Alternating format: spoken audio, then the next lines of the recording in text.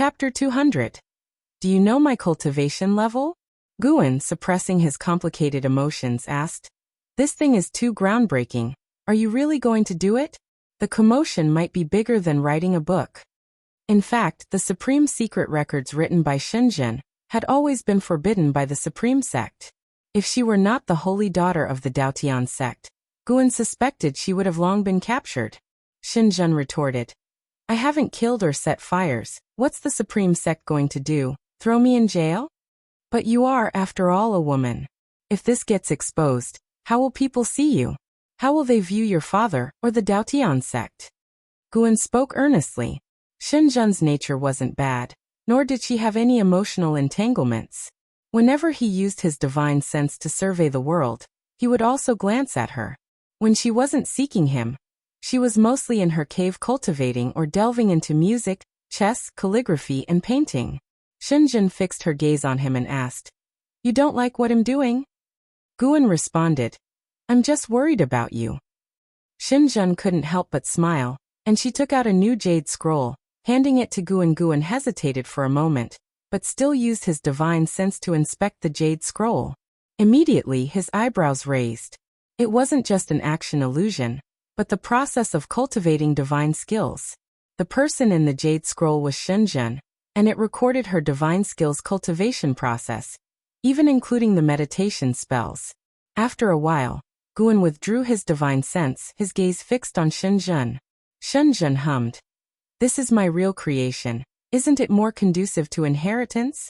Guan nodded, saying, Very good. It gives people more direction during cultivation.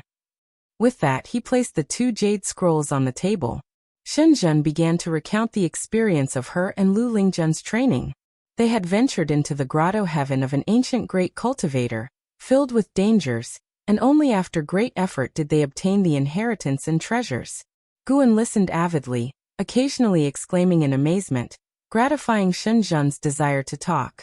She loved discussing these things with Guan, while talking to others might attract unwanted attention.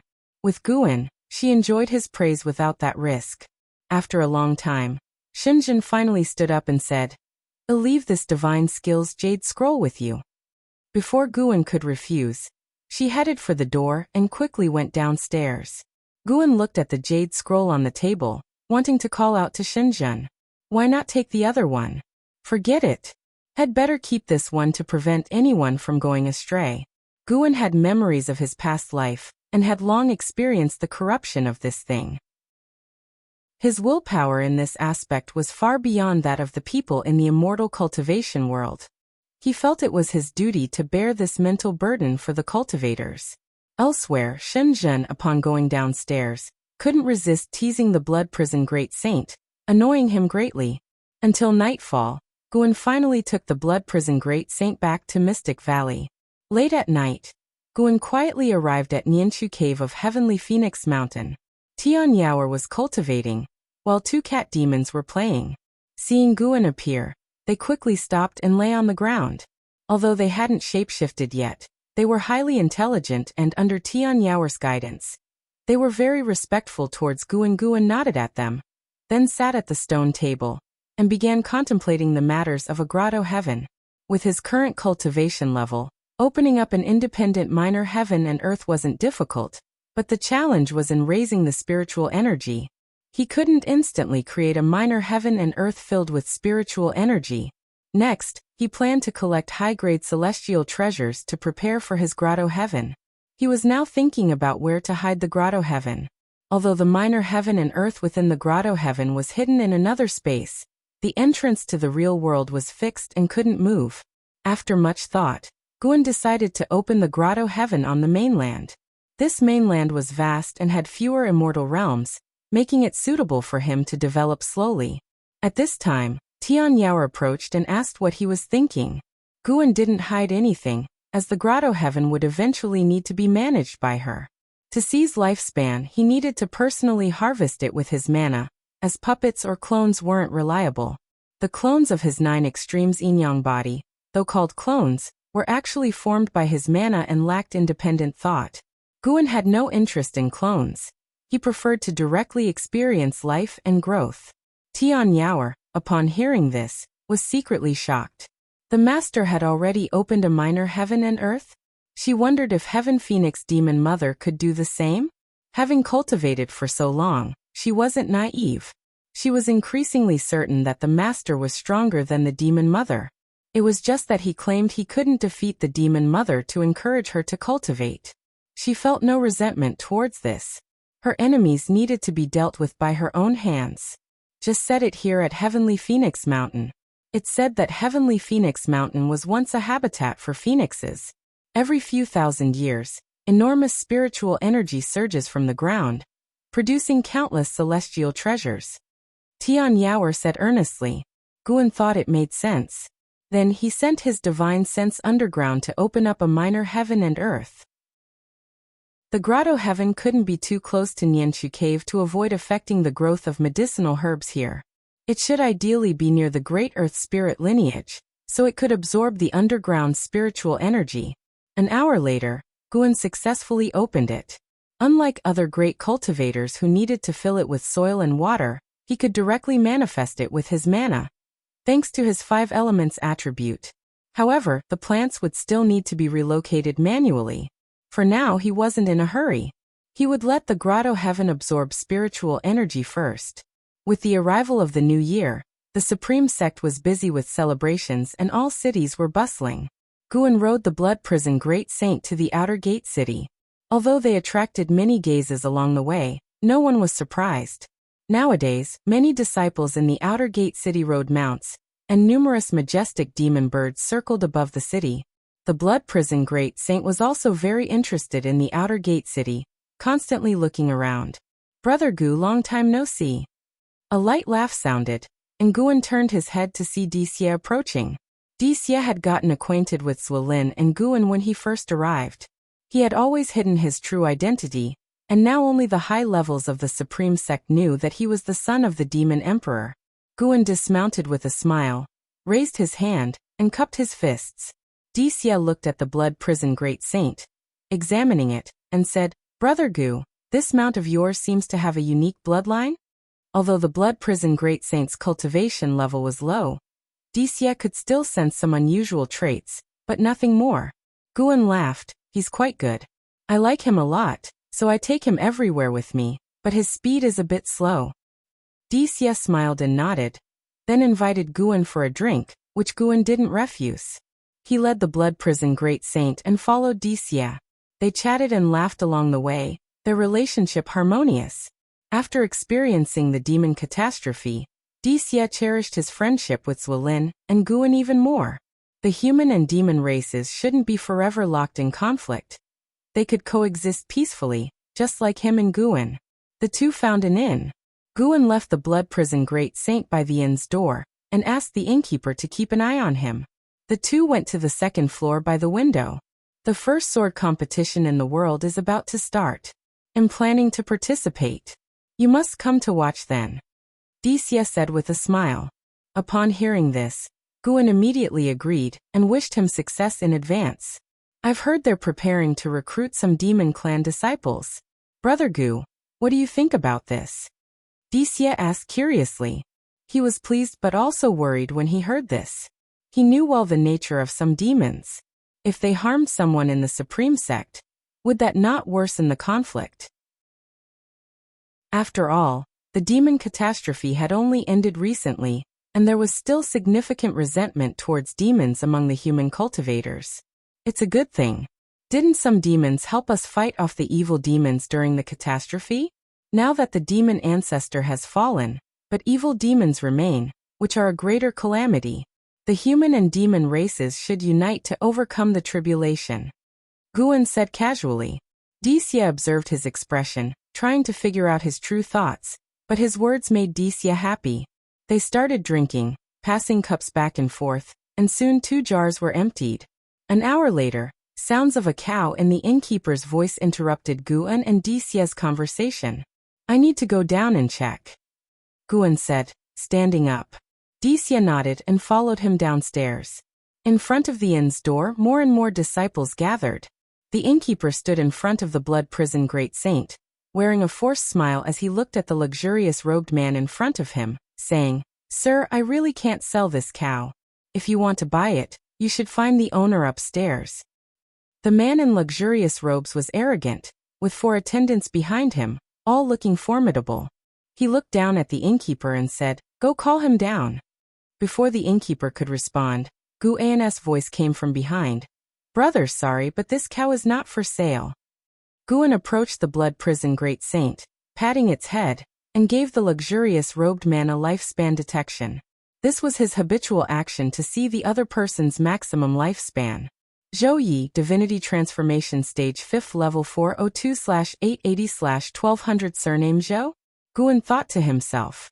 After the Ji family left the Supreme Sect, the Zhou family also started leaving, reportedly to support the Tsangtian sect. Zhou Yi looked at Guan and said, "2 top-grade spirit stones, I'll take it." As soon as he said this, the surrounding disciples were in an uproar. A first-order demon beast worth that much? Listening to the discussions around, the blood prison great saint was infuriated, his eyes flaring up with rage. He accepted being Guan's steed, but who did this kid think he was? The blood prison great saint judged from the other's aura that he was just a low-level divinity transformation cultivator. Guan frowned, shaking his head in difficulty. Dixie suddenly stepped in front of him and said, "My brother said it's not for sale, stop pestering." Zhou Yi looked him up and down and sneered. "Do you know what my cultivation level is? What being in the divinity transformation stage 5th level makes you arrogant?" Dixie retorted coldly. The crowd was in an uproar again, and the innkeeper stepped back in fear, with Guan also pretending to be shocked. Zhou Yi asked, frowning, "Who are you?" Dixie said calmly, "I am Dixie, Mystic Heart Realm 3rd Layer." Bang! The whole street exploded into chaos.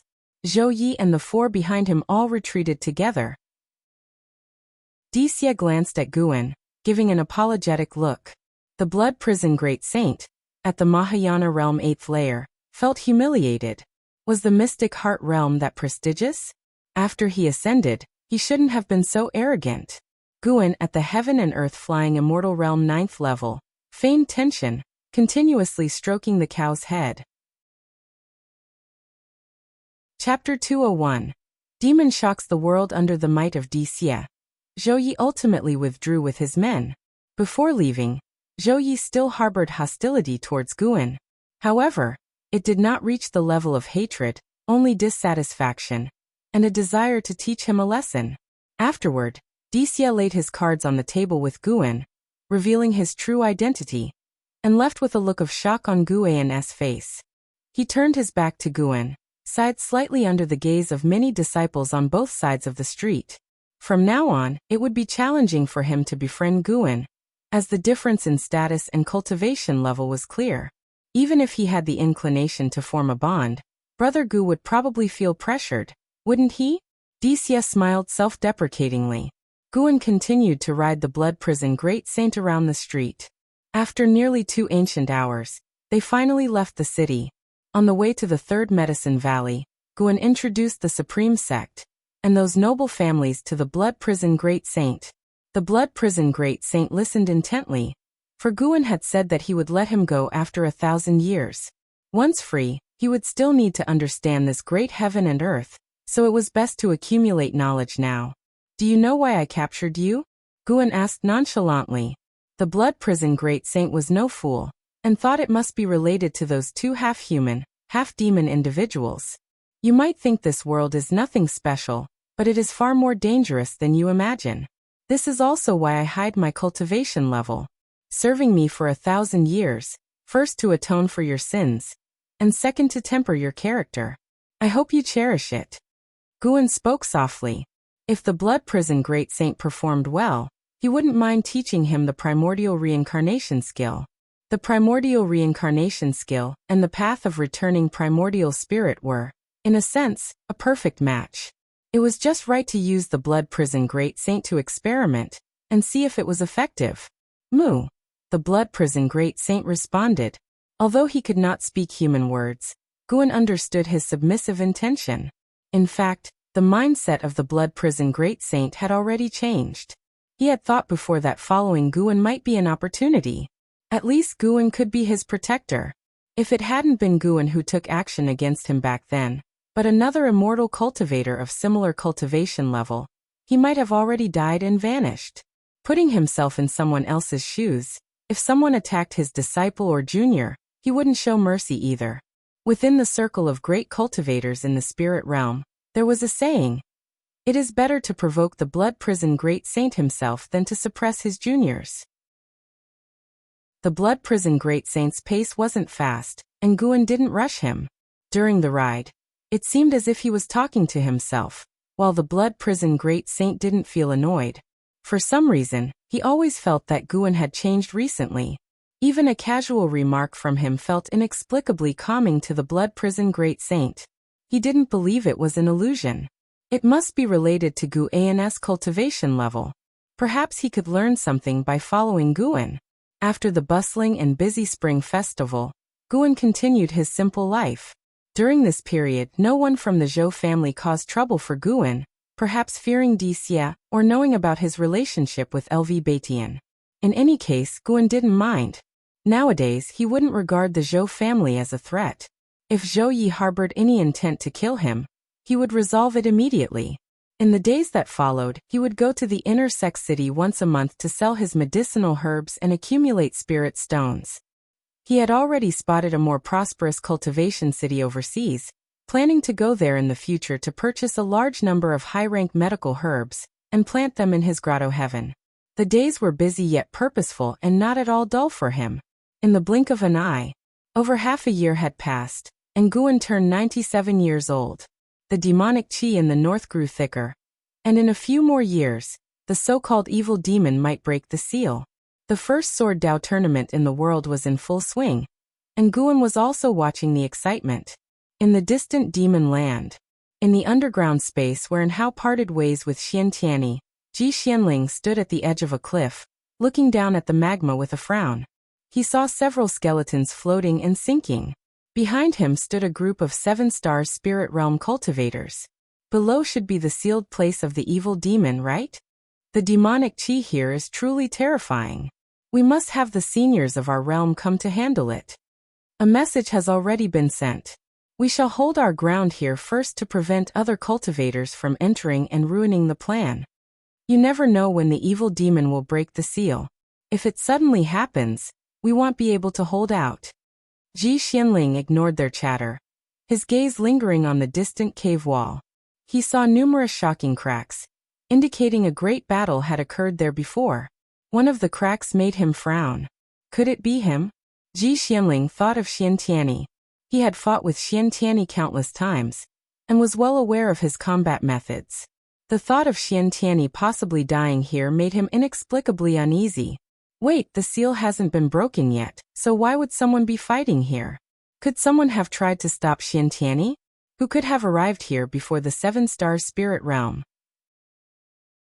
Ji Xianling furrowed his brows deeply, a terrifying suspicion arising in his mind, making his face turn even grimmer. Meanwhile, in the main hall of the Supreme Sect's main city, Anhao stared intently at LV Batian sitting at the head seat, while LV Batian frowned deeply.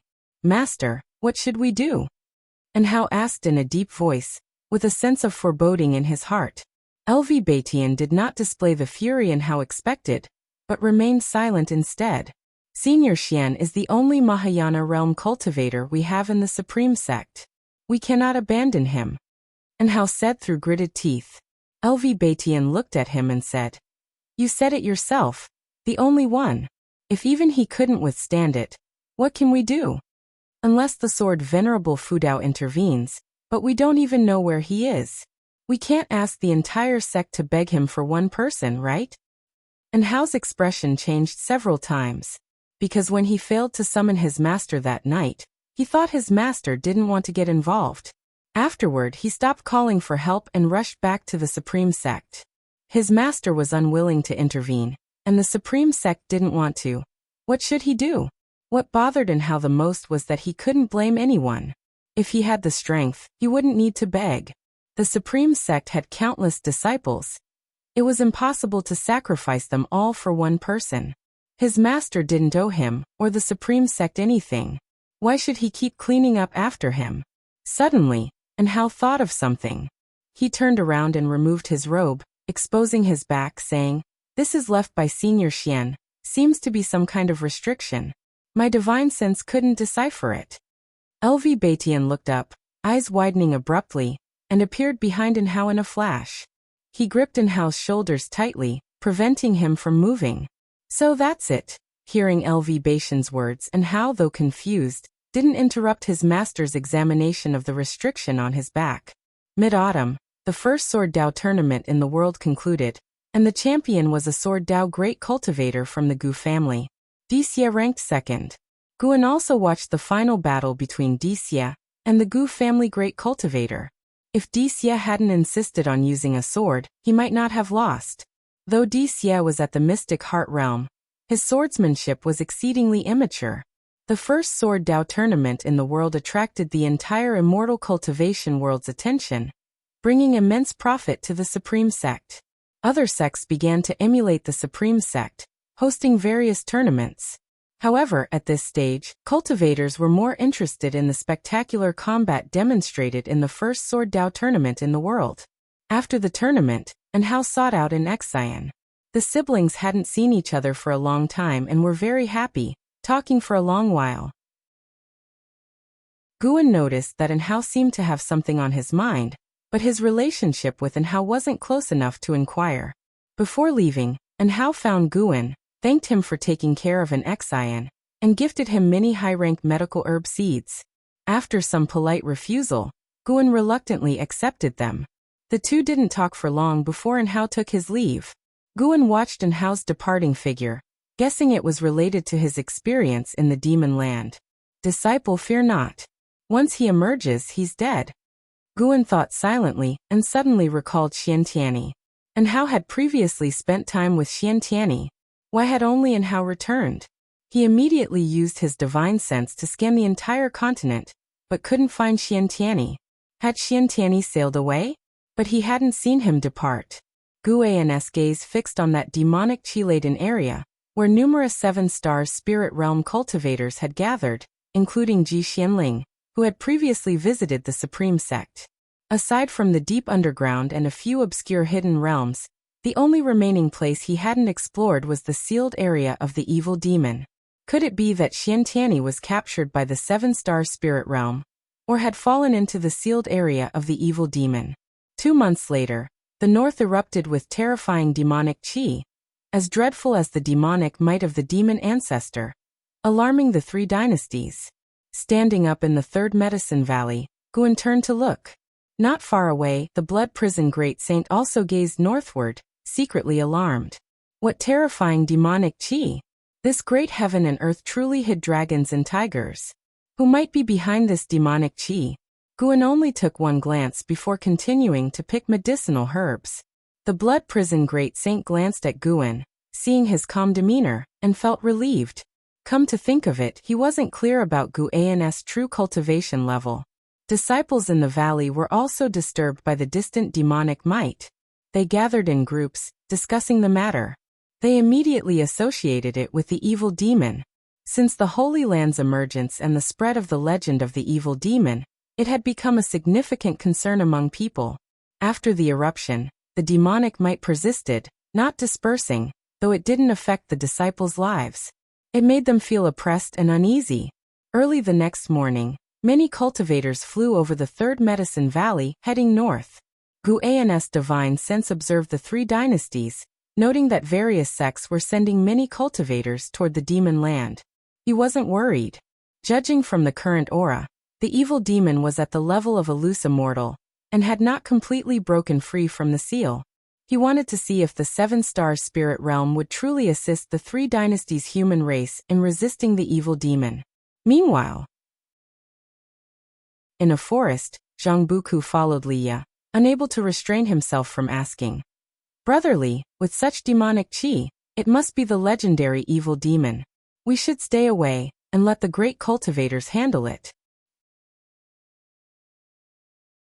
Chapter 202. The elder uncle is called Guan. Do you know him? The world is in distress. How can we cultivators sit idly by? This has nothing to do with cultivation level. It's about spirit. Leah said without turning his head, his tone resolute and powerful, causing Zhang Buku to feel somewhat ashamed. In terms of awareness, he was indeed not as good as Brother Li. Of course, if we get an opportunity, that's even better. Let's try it. The more people there are, the easier it is to blend in. At least we won't be easy targets. Leah shifted his tone and continued. Zhang Buku twitched his mouth but did not refute. He twisted his arm and said, Brother Li, it seems my old injury is acting up. Hold it in. Is your injury more serious than mine? As men, even if we die, it's just a scar as big as a bowl. What are you afraid of? If you're scared, you'll lose for a lifetime. Leah snorted, his gaze penetrating the gaps in the leaves, looking at the rolling demonic clouds in the sky, his thoughts drifting. Zhang Buku pouted, secretly thinking that he was just good at talking big. Having been together for so long, it's true that he couldn't bear to abandon Leah. Forget it, this brother for a lifetime.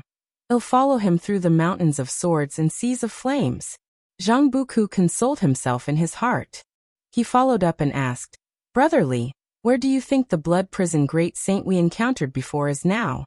He's an ascended being. Is he looking for a sect to establish himself? Leah casually answered, Naturally, one person can't establish themselves in the immortal cultivation world. The Mahayana realm sounds strong, but it's not invincible. But with his ability, he is probably being revered by some sect now, living much better than the two of us brothers. Indeed. Zhang Buku clicked his tongue in amazement. Without a sect as a backing, he deeply understood how difficult it was for a person to wander the immortal cultivation world alone. The two chatted while advancing. The demonic clouds in the sky continued to spread, seemingly marching towards the entire mortal world like a calamity. Guan rode on the back of the blood prison great saint, heading towards the pavilion area. His divine sense already locked onto the depths of the demon land. Amid a desolate land, the ground cracked open, spreading like a spider web. Majestic demonic chi erupted from the earth's crevices, soaring to the sky, an awe-inspiring sight. It was as if a peerless evil demon was about to break out from the ground, creating a suffocating atmosphere between heaven and earth. Guan observed cultivators constructing a transmission array platform on a cliff about 50,000 miles from the place where the evil demon was breaking its seal. They probably belonged to the seven-star spirit realm, as Ji Xianling was among them. At this moment, Ji Xianling stood at the edge of the cliff, his brows furrowed. A woman in white walked up to him, smilingly asked, What's the matter? Are you afraid? Ji Xianling glanced at her indifferently. No matter how strong the evil demon is, can it be stronger than Sword Venerable Fu Dao? I've been to the Supreme Sect. It's different. These two haven't fought. Besides, you represented the seven-star spirit realm going to the Supreme Sect. Why would Sword Venerable Fu Dao attack you? The woman in white shook her head. Ji Xianling continued to look ahead, ignoring the woman in white. The woman in white added, Elder Lin is here too.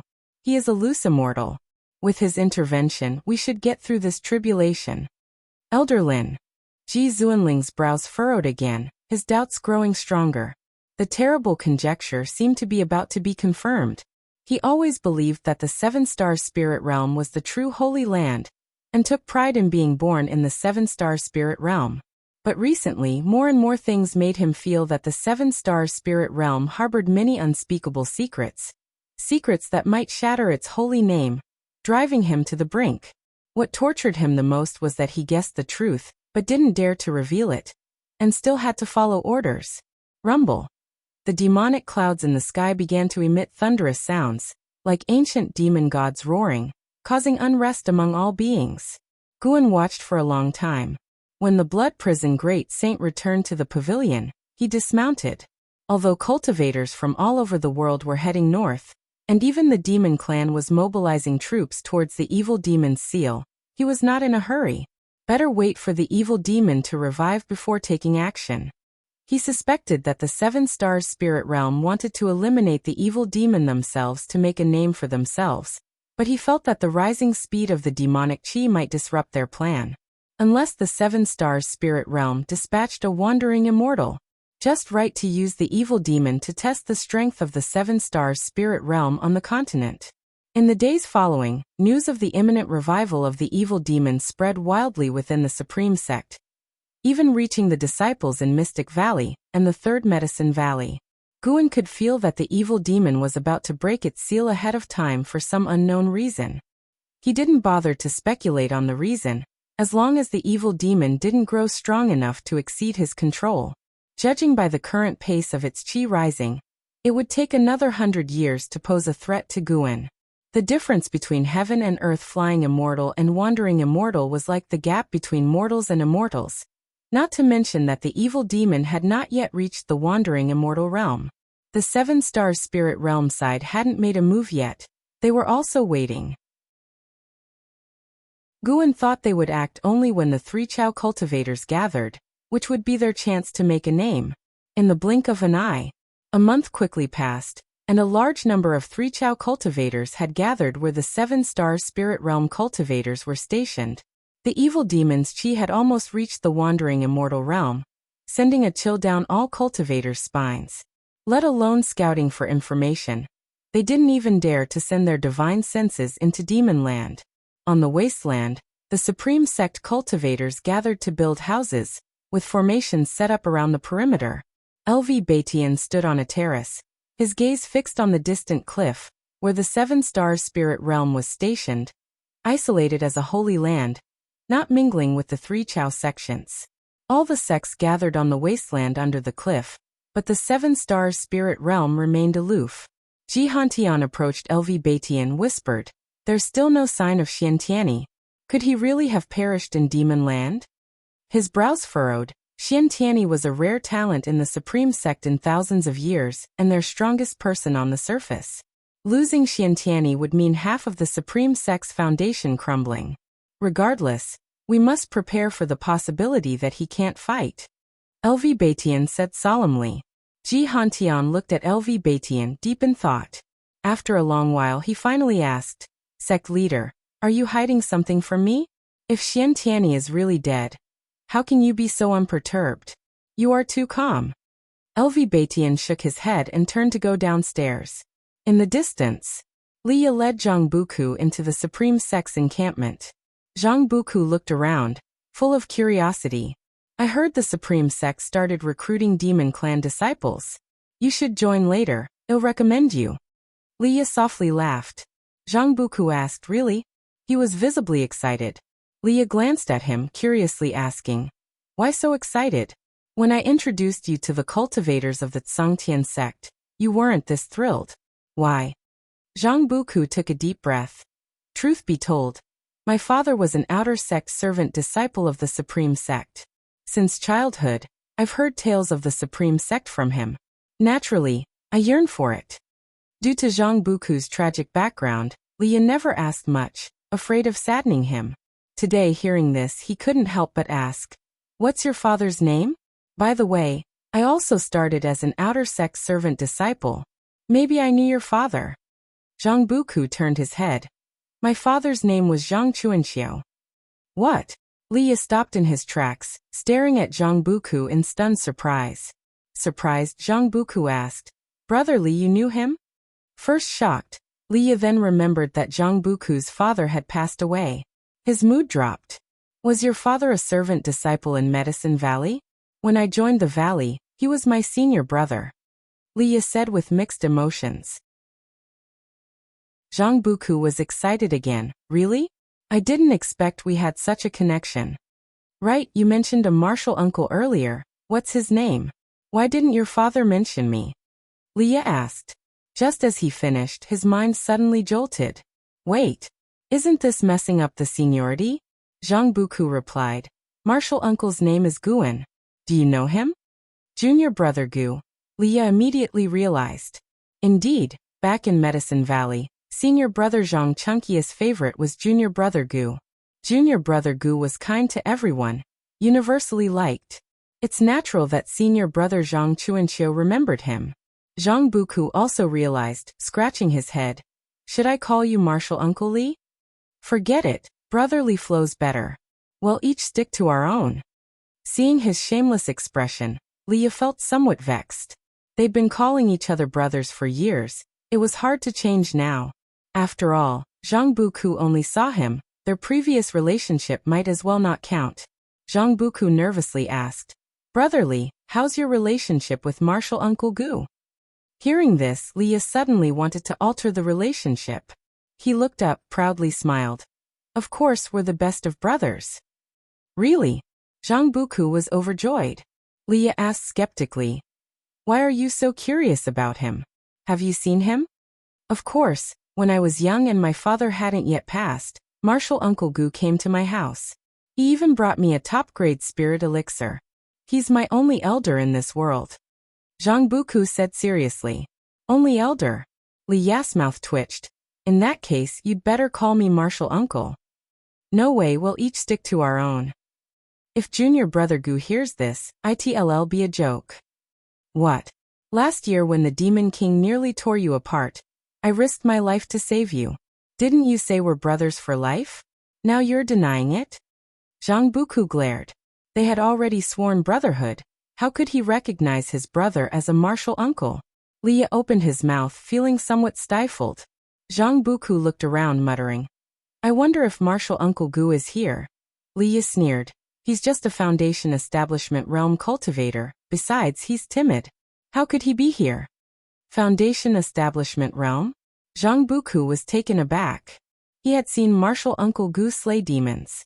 To be honest, he felt Martial Uncle Gu was stronger than Leah.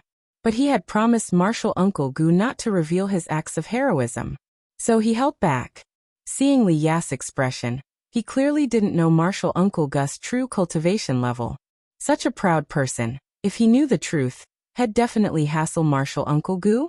Zhang Buku thought secretly, feeling rather delighted. Knowing Martial Uncle Gu's secret, did it mean Martial Uncle Gu saw him as closer? Chapter 203. The Evil Demon Breaks the Seal. It's him. Zhang Buku could not find Guan within the Supreme Sex camp, as Guan was still busy planting seeds. He had come to the grotto heaven he had cultivated beforehand, scattering ordinary herb seeds to improve the soil. Once the matter with the evil demon was resolved, he planned to go overseas to buy a large number of high-ranked medicinal herb seeds. Decades had passed, and Guan had accumulated a vast fortune, enough for him to spend lavishly. The demonic power from the north persisted, affecting all life. Wherever Guan went, he heard people worrying about it. Simultaneously, Guan overheard another discourse. Some were constantly advocating for the Holy Land, claiming that this calamity would not spread to the human realm with the Holy Land's intervention. Using his divine sense to cover the land of 3 dynasties, Guan saw many people specifically spreading this news. From the karma around them, he deduced they were entrusted by 7-star spirit realm cultivators. Indeed, the Holy Land's means were far beyond the Supreme Sex. After witnessing how difficult it was to control the sword Venerable Fudao, the 7-star spirit realm acted swiftly. Moreover, Guan noticed batches of cultivators landing from the sea, some among them even Nirvana realm great cultivators. They infiltrated the 3 dynasties to gather information. Some were investigating the sword Venerable Fudao, others the 7-star spirit realm. Guan did not pay too much attention, as long as they didn't appear before him. Time continued to pass. About half a month later, as autumn drew to a close, Guan was riding the Blood Prison Great Saint, wandering around the 3rd Medicine Valley when his divine sense turned northward. The 7-star spirit realm had begun to take action. Guan saw among them appearing a loose immortal, whose aura was no weaker than startling immortal Lin's, even without releasing his pressure. In the depths of the demon land, at the edge of the demon land, all disciples, prepare for battle. A bold voice resounded throughout the Supreme Sex encampment, prompting all disciples to begin mobilizing. Not only the Supreme Sect, but other sects were the same. The 7-star spirit realm dispatched disciples to various sects, instructing on battle tactics. Even powerful sects like the Tsangtian sect did not dare refuse, only complying. As the 7-star spirit realm had great cultivators at the realm of immortal path. When the 7-star spirit realm's cultivators flew toward the depths of the demon land like arrow showers, dozens of sects spread out, ready to encircle the demon land from different directions. And Hao Liya and Zhang Buku were among them. The Supreme Sect's mystic heart realm had only one representative, ancestor Xian Quan. Other sects were the same, with even the strongest Songtian sect only sending a Taoist lord, not even bringing any mystic heart realm great cultivators. They all knew the battle's key lay with the Holy Land, and Hao gazed at the backs of the 7 stars spirit realm cultivators, frowning deeply in thought. Over 10,000 Supreme Sect cultivators followed LV Batian in flight, everyone tense. Even with the Holy Land at the forefront, they still felt anxious, as the Holy Land had stated that the evil demon could not be completely eradicated by them. In the 7 stars spirit realm faction, Ji Zuanling's eyes held complex emotions as he looked at the elder at the very front. That elder was the Lin family's loose immortal, named Ancestor Lin Lu, holding a high position within the 6 stars cave. Not only was his cultivation profound, but he himself had lived for nearly 10,000 years. Ancestor Lin Lu wore a large purple robe, his white hair bound beneath a coronet, and his weathered face exuded vitality with bright eyes, making him appear imposing. Suddenly his eyes squinted, and in the direction he gazed upon, the barren earth ahead was riddled with fissures, black demonic chi seeping out, as if something extremely evil was breeding. Thunderclouds churned above, lightning flashing, casting a heavy atmosphere over everything. Ancestor Lin Lu raised his right hand, a golden umbrella appearing in his palm. He lifted it, and the golden umbrella flew over his head, swiftly shooting forward. In the blink of an eye, the golden umbrella flew to the most densely concentrated area of demonic chi, hovering 10,000 feet above the ground, near the thunderclouds. Boom! The golden umbrella suddenly opened, spreading golden rays of light, as if an immense power from another dimension shook the very sea of time, dispersing clouds and lightning, transforming the gloomy sky into something majestic and ethereal. Golden light poured down from the umbrella like a torrential rain, landing on the cracked ground, forming inscriptions that expanded rapidly, covering a 1,000-mile radius within 2 breaths and continuing to spread. The golden inscriptions suppressed the demonic chi emerging from the ground fissures. When the inscriptions stopped extending, their edges emitted golden light, shooting into the clouds and forming golden pillars, isolating 10,000 miles around, with the 3 dynasties sects positioned outside the golden barrier. What kind of magic artifact is that? It can form a formation by itself? Indeed powerful, this formation feels stronger than our sect-protecting array. No wonder it's the Holy Land, truly formidable. It seems the Holy Land plans to handle the evil demon alone. We just need to assist. That's good. Who wants to die?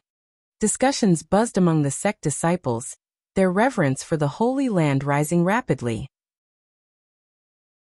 Ji Xianling looked up at the golden umbrella in the sky, uttering 4 words. Loose immortal Dharma treasure. Ancestor Lin Lu accelerated alone, quickly arriving above a massive black hole. Looking down, he saw it was bottomless, with all the ground fissures extending from this pit. The demonic chi inside pushed against the golden mana, threatening to break through at any moment. 7 stars spirit realm, haha. A chilling voice echoed through the world, heard clearly by all cultivators outside the formation. On the Supreme Sect's side, numerous great cultivators' faces changed dramatically, including LV Batian, Ji Hantian, and Ancestor Xian Quan. And Hao's eyes widened, his expression incredulous. Senior Xian. Impossible. The voice was precisely that of Xian Tianyi, and Hao subconsciously looked toward LV Batian. Ever since LV Batian discovered the restriction on his back, he had strictly forbidden him from revealing it. LV Batian had also promised to handle the matter and never wrong Xian Tianyi. At this moment, LV Batian's face was dark. Ignoring In Hao's gaze, he stared intently at the depths of the demon land. Evil demon, after 10,000 years, you still haven't repented? Ancestor Lin Lu's voice rang out, calm yet pressing. Evil demon. All cultivators tensed, with those from various sects who had met Xian Tianyi furrowing their brows, frequently looking toward the Supreme Sect. Just then the earth trembled violently. Ancestor Lin Lu remained unfazed. He raised his right hand, strengthening the formation. The demonic chi in the ground fissures grew more potent and frenzied, trying to shatter the golden inscriptions on the surface, as if countless vengeful demons were about to burst from the abyss. Mournful wails echoed throughout the world, sounding like both dragon and phoenix songs, and evil ghosts' howls, making everyone's hair stand on end. Boom! A terrifying force suddenly broke through the surface, shattering the golden inscriptions. Rolling demonic chi surged to the sky, merging with the thunderclouds and sending the golden umbrella flying. Ancestor Lin Lu was caught off guard, forced back by the overwhelming pressure. Stabilizing himself, he frowned, raised his hand, and cast a spell to steady the golden umbrella in the sky, then pulled out a long redwood sword. Hundreds of 7 Stars Spirit Realm cultivators spread out, surrounding the terrifying pillar of demonic chi, each taking out their magic artifacts. Ji Xianling wielded a large fan, with golden flames leaping from its 7 apertures. His gaze noticed a figure rising within the demonic chi pillar, causing his pupils to dilate suddenly. It's him. So it's all true. In the 3rd Medicine Valley, Guan dismounted from the Blood Prison Great Saint's back. Instead of returning to his quarters, he turned and looked north. His brows furrowed, his eyes filled with coldness. His expression quickly changed. He retracted his gaze and prepared to go upstairs. At that moment, a figure flew in from afar.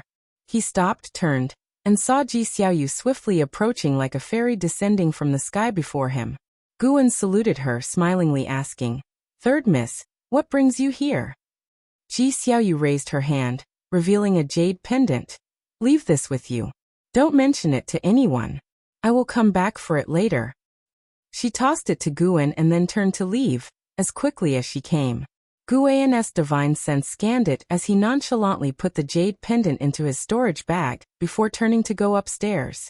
The jade pendant contained intelligence about the 7 Stars Spirit Realm. Why did Ji Xiaoyu give it to him? Could she have guessed something? Meanwhile, in the demon land, a figure stepped out from the roiling demonic chi. His appearance made Ji Zuanling's face turn extremely grim, causing a stir among the Supreme Sect and disbelief in other sections. The figure emerging from the demonic chi was none other than Xian Tianyi. Xian Tianyi wore a black robe, his white hair fluttering wildly. His handsome face was pale, with deep red eye sockets, and his pupils seemed to swirl with demonic chi, appearing particularly sinister. He twisted his neck, raised his arms, and stretched his body. "Senior Xian." And Hao's voice echoed from afar as he tried to rush into the formation, but was stopped. On the Tsangtian sect's side, Taoist Lord frowned, calculating with his fingers. Sect Master Liang Songhai also frowned deeply, filled with confusion. How could this be? The Taoist of Immortality from 3 Pure Ones Mountain couldn't help but look at Ancestor Lin Lu, his eyes full of meaning. Discussions buzzed among the sects, and soon, Xian Tianyi's identity spread. A Supreme Sect Mahayana realm cultivator had turned into an evil demon? This revelation shocked everyone. Once, during the demonic invasion, Xian Tianyi had achieved great feats, earning the respect of cultivators worldwide. Ancestor Lin Lu stared at the evil demon, speaking coldly. "Evil demon, you dare possess a human Mahayana realm cultivator? You seek death." His voice rumbled like thunder, echoing through the heavens, heard by all. Xian Tianyi turned to him, eyes icy, and sneered. "Noisy." As soon as he finished speaking, he waved his sleeve at Ancestor Lin Lu, releasing the terrifying power of a 9th-layer loose immortal, obliterating the golden inscriptions on the ground. Ancestor Lin Lu's spellcasting tried to block it, but he was still forced back. Thousands of miles away, the golden light from the formation was shattered, sending tens of thousands of sect disciples flying, with countless casualties. "You!" Ancestor Lin Lu glared at Xian Tianyi, his tone filled with shock and anger. What was happening? Their cultivation? Before he could think further, Xian Tianyi raised his hand, palm facing the sky, with a wild smile on his face. He grabbed with his right hand and yanked downward. The thunderclouds in the sky collapsed instantly, the terrifying pressure causing all cultivators outside the formation to plummet to the ground, and the earth trembled. Chapter 204 Above Loose Immortal. Xian Tianyi merely grabbed out with his hand, but it gave all the cultivators a sense of the sky falling, with the heavens shaking and the earth roaring, reverberating in everyone's ears. The cultivators of the 7-star spirit realm also fought desperately to resist. Although their cultivation was high, It was only impressive compared to the cultivators outside the formation. Before Xiantiani, they were insignificant. Rumble. The earth continuously shattered, overwhelming demonic energy surged forth like a volcanic eruption, and countless lightning bolts intertwined like dragons and snakes, converging in the palm of Xiantiani's right hand. At this moment, Xiantiani's momentum reached its peak, white hair wildly fluttered, a madman expression, as if a demonic god had descended upon the world. Ancestor Lin Lu steadied himself and quickly cast spells with both hands, pushing forward with a palm strike, the mana like a dragon emerging from the abyss, carrying the spiritual energy of the heavens and earth, fire and wind intertwined, sweeping across the shattered earth, heading straight for Xiantiani. In the face of this mana, everything in the world seemed insignificant. Xiantiani raised his hand. Facing the vast tide of wind and fire, he blocked it with one palm, causing the raging wind and fire to split apart, forming countless fire dragons scattering in all directions. Form the array, exterminate the demon. Ancestor Lin Lu roared angrily, and the other 7-star spirit realm cultivators leaped away, distancing themselves from Xiantiani. Suddenly, the rolling dust behind Ancestor Lin Lu was scattered, and Xiantiani stepped behind him, standing sideways. Xiantiani's eyes were filled with killing intent. With one palm strike, his hand ignited with demonic flames, penetrating Ancestor Lin Lu's chest, splattering blood. Ancestor Lin Lu's eyes widened with a look of shock and anger.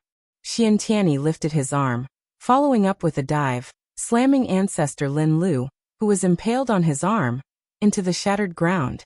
He then began to wildly swing him around, causing the 7-star spirit realm cultivators to panic, and the great cultivators from distant sects were horrified. The evil demon, though not as exaggerated in size as the demon ancestors or great demon kings, exuded an even more intimidating presence. Ancestor Lin Lu transformed into a blood mist. In an instant, his body reappeared dozens of miles away, covered in blood, with his robe tattered, no longer composed as before. Xiantiani stepped out from the blood mist. As he looked up, countless sword shadows emitting silver light descended from the sky, engulfing him in an instant, causing dust to rise like a dragon swallowing the sky. Boom. Boom. Boom. Countless sword shadows bombarded the ground, causing the entire earth to tremble violently. The ones casting the spells were dozens of 7-star spirit realm sword cultivators. They floated high in the sky, each with their treasure sword inverted in front of them, the blades vibrating with a clear and piercing sound. Watching the formidable sword array of the 7-star spirit realm, the cultivators of various sects were elated. They retreated one after another, distancing themselves from the battlefield. The difference in cultivation levels was too great. Even flying was difficult, so they had to expand the encirclement. LV Batian grabbed Hao and quickly retreated. "Master, is there no hope?" Hao looked at LV Batian, gritting his teeth. Hearing that Xiantiani had been possessed, his heart ached terribly. LV Batian gazed at the chaotic and terrifying battlefield in the distance, speaking in a solemn tone. "The urgent task now is to eliminate the demon." Li Ya and Zhang Buku were also retreating. Their cultivation level was too low. Facing Xiantiani's demonic power, they felt suffocated. "Brotherly, there's no way to take advantage of this situation," Zhang Buku whispered urgently. He felt that the Holy Land was not containing the evil demon. Li Ya didn't speak. He was equally nervous. In his eyes, the Holy Land was the most powerful force in the world. With the Holy Land leading the way, their pressure should be less. But once the evil demon appeared, the situation was completely reversed, and even the mighty Holy Land was being suppressed. On the other side, Ancestor Lin Lu flew high into the sky, taking out various magic artifacts. While forming an array, he cast spells to attack Xiantiani. What's going on? He shouldn't be this strong. Ancestor Lin Lu thought fearfully. He could feel that Xiantiani was still growing stronger, even challenging a higher realm. The realm above Lu's immortal. In the 6 Stars Cave, there was only one person in that realm, and that person was not on the continent. After reaching the realm of Immortal Path, most cultivators would not stay on the continent. He usually roamed the oceans and would not have returned if not for the family incident. Before he could think further, a surge of demonic energy burst from beneath the sword array, scattering it. Dozens of 7-star Spirit Realm sword cultivators spat blood and were sent flying. This demonic energy, like a blade, pierced through the sky, aimed at Ancestor Lin Lu. Too fast. It was so fast that Ancestor Lin Lu couldn't dodge, and could only instinctively use mana to defend. Boom! His figure was engulfed by demonic energy, and the clouds in the sky were also pierced. As the demonic energy dissipated, sunlight shone through the gap in the clouds. All of the magic artifacts in front of Ancestor Lin Lu shattered, and though he barely managed to block it, he was covered in blood, looking miserable. He was also at the loose immortal realm, and at the 8th floor of cultivation, but before Xiantiani, he was defenseless. Damn it! Ancestor Lin Lu roared, his mana bursting from within, further shattering the ground below.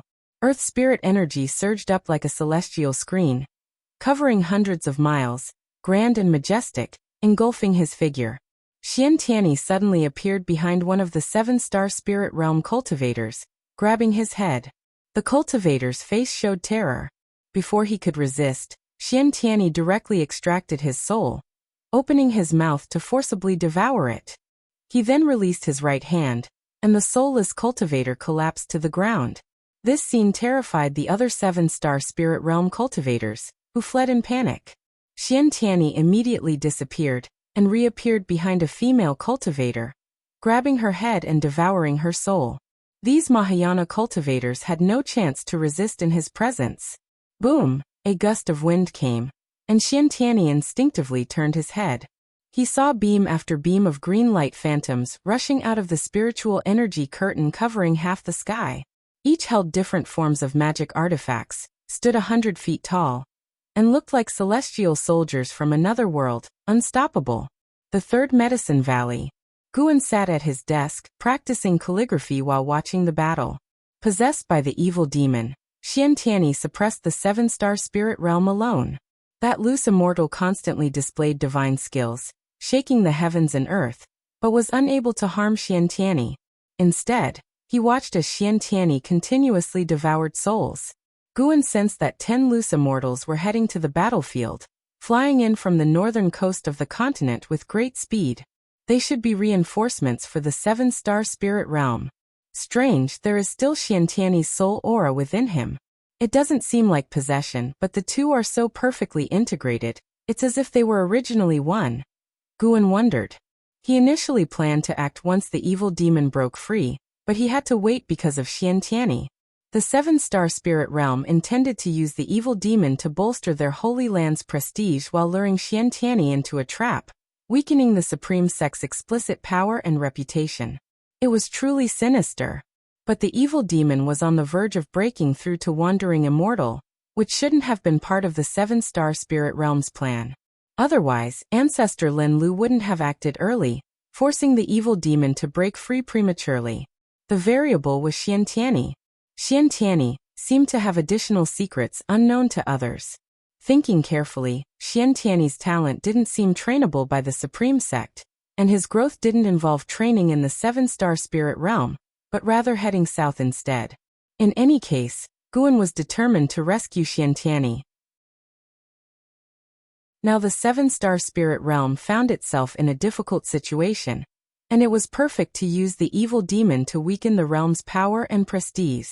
At the very least, let the other sects know that the 7-star Spirit Realm was not invincible.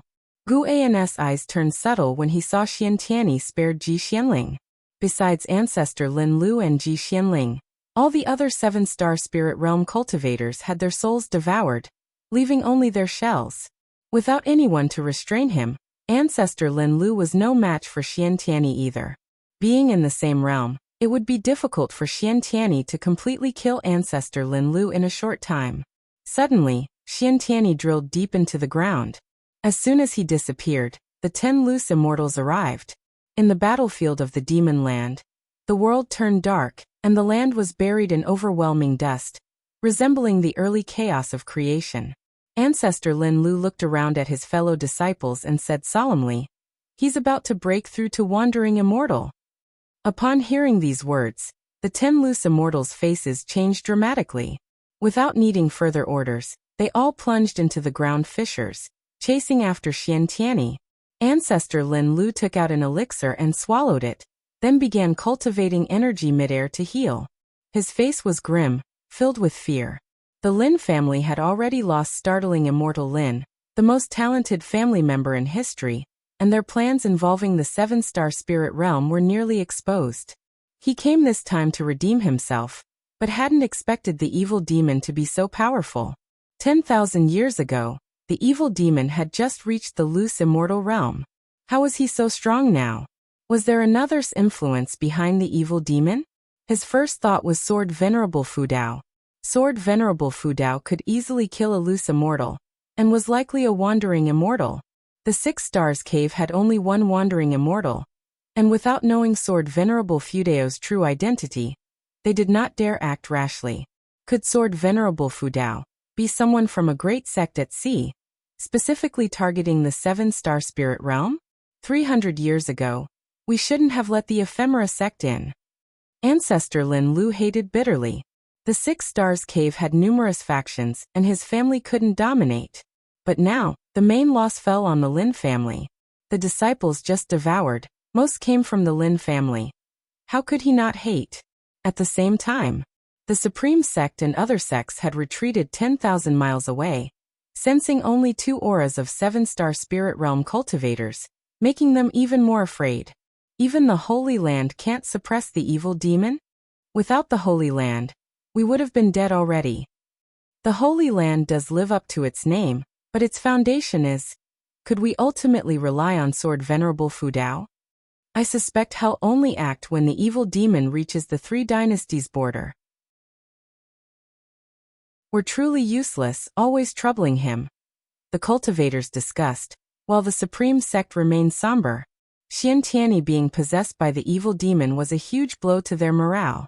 LV Baitian looked into the distance, his face dark and eyes flashing. And Hao had calmed down, waiting for the outcome. He hadn't yet connected Xian Tianyi's plight to the Holy Land, only cared for Xian Tianyi's safety. However, it didn't take long before an even more terrifying demonic energy erupted from the ground, startling everyone. Chapter 205. Majestic Divine Might. Wandering Immortal arrives rumble. The sky above the Supreme Sect was covered by rolling thunderclouds, as if a storm was about to break. The sky changed so quickly that the disciples who were still busy in the Third Medicine Valley hurried their tasks. Guan descended from the pavilion, feeling that Xian Tianyi had already half-stepped into the wandering immortal realm, which made him very interested in the sealing ground of the evil demon. What exactly was hidden below? It could actually allow the evil demon to break through in one fell swoop. There must be a secret down below. Could it be that the evil demon also had the ability to evolve lifespan cultivation? Gu An's mind wandered, and he was already prepared to take action. Once Xian Tianyi dealt with the 11 loose immortals of the seven-star spirit realm, he would make his move. He could feel the heavenly might condensing in the sky above the battlefield, signifying that Xian Tianyi was about to face the tribulation. TSK, is the tribulation range of a loose immortal this large? Guan looked at the thunderclouds in the sky and thought silently. This gave him a clearer concept of the celestial tribulation of the immortal path.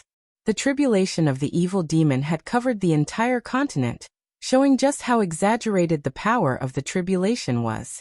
If the tribulation from loose immortal to wandering immortal was already like this, then what kind of power would the tribulation from wandering immortal to heaven and earth flying immortal be?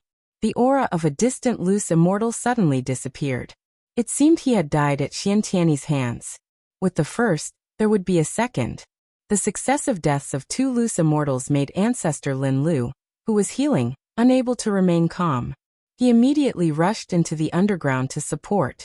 Guan observed the tribulation. He could feel the spiritual power of the 5 elements in the heaven and earth gathering toward the thunderclouds above, rushing toward the crossing site at an extremely fast speed after entering the clouds. The spiritual power of the 5 elements in heaven and earth thus gathered together to accumulate heavenly might. The third loose immortal fell. After devouring the souls of the loose immortals, Xian Tianyi's momentum soared. Vaguely, Guan felt two strands of demonic chi surging within one body. Could it be that Xiantiani and the evil demon were vying for control of the body? Guan silently thought, keeping a cautious attitude. If Xiantiani's soul was about to collapse, he would immediately take action. For mortals, the distance from the supreme sect to the demon land was a lifelong journey that could never be covered, but for Guan, it only took one step. The disciples in the valley began to gather, discussing what the thunderclouds in the sky portended. Lu Lingjun still stayed within the pavilion, cultivating, seemingly unconcerned about the calamity outside. Since returning, she had been in close cultivation and had not left the room. Rumble. Watching the lightning and thunder in the sky, the cultivators of the supreme sect were extremely tense because they felt they were also within the scope of the celestial tribulation and might be affected. Liang Songhai was decisive and immediately ordered the disciples to retreat. After all, they couldn't help the Seven Stars spirit realm. It was better to preserve themselves. Their presence here was at the call of the Seven Stars spirit realm. Otherwise, the safest option would be to guard the borders of the three dynasties, where they could gather more strength. LV Baitian also led the disciples in retreat, and at that moment, Ji Hantian approached him. I suddenly remembered that Xiantiani had gone demonic in his youth, Ji Hantian whispered. LV Baitian glanced at him, his gaze cold, scaring him into immediate silence. Ji Hantian spoke with some grievance. I thought you two were at odds. So all these years have been an act for me? LV Baitian was the sect leader, and he was the vice sect leader. He also had the ambition to be sect leader, but above them was Xiantiani, who many elders supported for the position of sect leader. As such, he naturally harbored no good feelings toward Xiantiani. It so happened that LV Baitian once found him, complaining about Xiantiani, which quickly won his favor. Because of Xiantiani, the two formed a better bond. Whenever LV Baitian shirked his duties, he would work hard because LV Baitian promised that if he stepped down he would choose him. Of course, all this was about vying for power. On a day-to-day basis, the three of them, as fellow disciples, greeted each other amicably. Talking nonsense, is now the time to discuss this? LV Baitian said in a deep voice, cutting off Ji Hantian. Boom! A deafening sound came from behind, startling the two into turning their heads. The distance was too far for them to see what had happened, but the horrifying demonic might of the evil demon made them tremble in fear. At that moment, a disciple cried out, "Look at the sky!" Everyone looked up, astonished to find that the thunderclouds in the sky had reflected a scene of the demon land. Figures moved as swiftly as lightning, dazzling everyone. Those exaggerated spells and divine skills were even more shocking to every cultivator's eyes. Various factions began to slow down, retreating while watching the battle unfold. And Hao Liya and Zhang Buku did the same. Zhang Buku's eyes were full of longing. Could he reach such a realm in his lifetime? And Hao's eyes were full of concern and worry. He always believed that there was still hope for Xiantiani to break free from the evil demon. Under the watchful eyes of all the cultivators, whenever Xiantiani stopped to devour a soul, the scene in the sky would focus on him, zooming in, showing everyone the chilling process of him consuming the souls of the loose immortals. Xiantiani's face displayed two different expressions, arrogance and cruelty on the left, frowning and pain on the right. This made him look even more bizarre. Time continued to pass. In the end, only ancestor Lin Lu remained alive. Seeing the last loose immortal companion's soul drawn out, he completely gave up on resisting.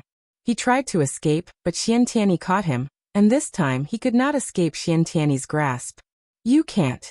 Ancestor Lin Lu trembled, his primordial spirit unable to leave his body, his physical form unable to use divine skills, and his chi unable to break free from the hand above his head. Sadly, before he could finish his words, he collapsed to the ground. Xiantiani swallowed his soul, soared into the sky, sat cross-legged in mid-air, constantly rising. When he stopped, beneath him was a vast wave of dust like a dragon, seemingly engulfing the entire world. The illusions in the sky continued to expand, eventually covering the entire continent. Wherever there were people or demons, they were frightened, discussing who the figure in the sky was.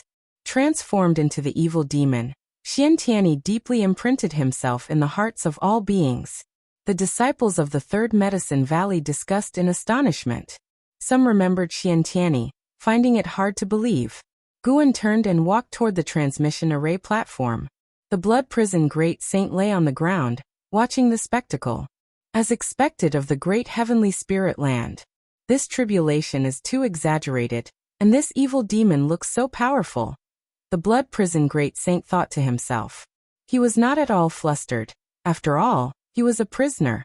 His gaze unconsciously followed Guan, seeing him teleport away. He didn't mind, thinking Guan was going to take care of the Mystic Valley. After arriving at the Mystic Valley, Guan simply inspected it briefly before leaving. As the great battle ended, the only sound left in heaven and earth was thunder. The cultivators of the three dynasties factions all paused. The leaders from each faction gathered to discuss their next move.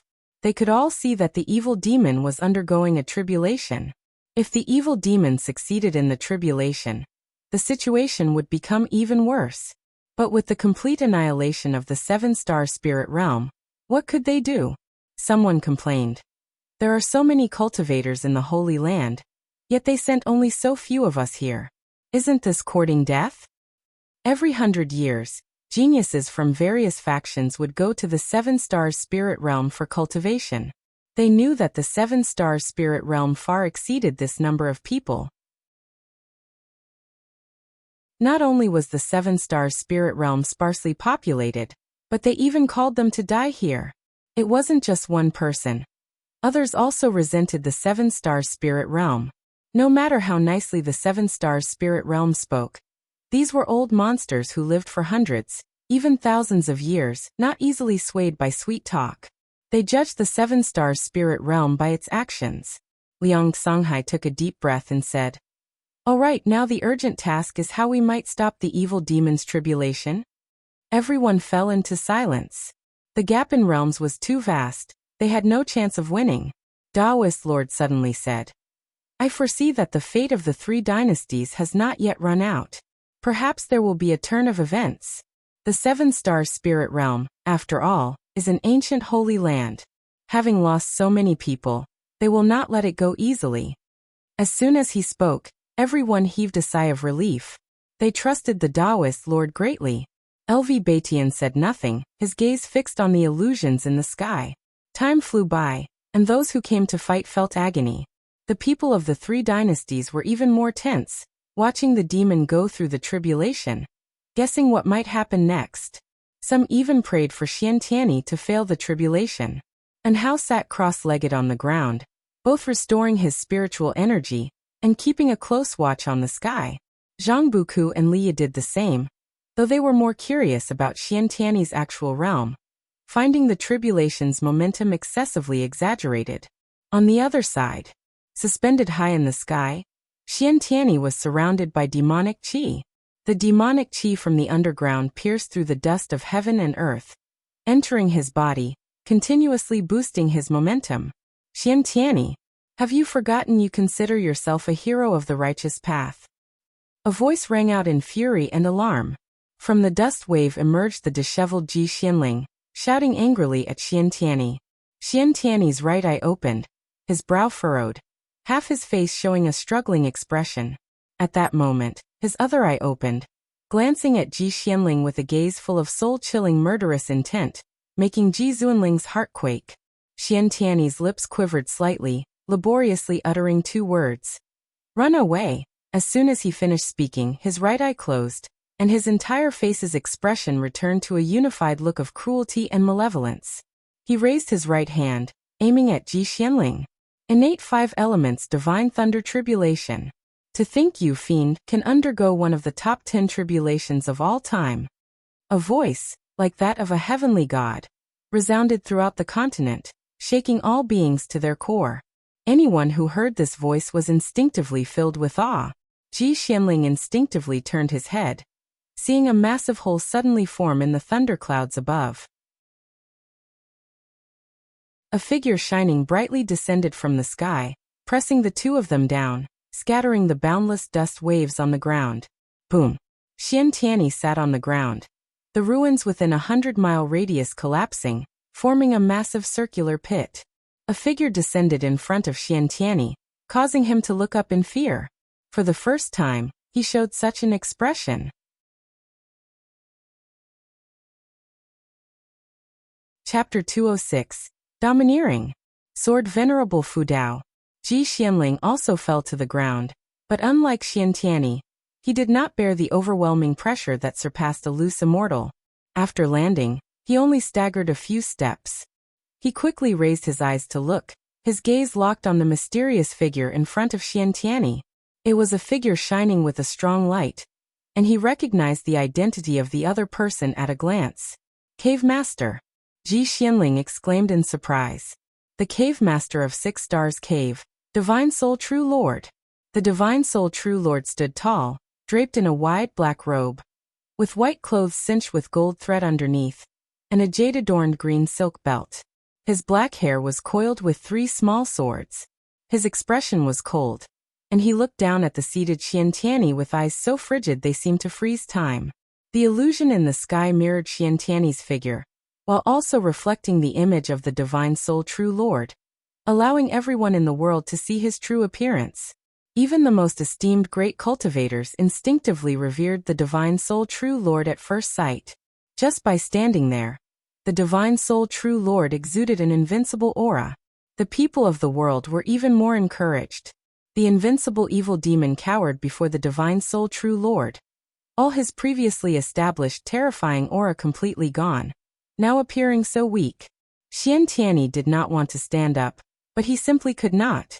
The gap between a loose immortal and a wandering immortal was as vast as the difference between clouds and mud.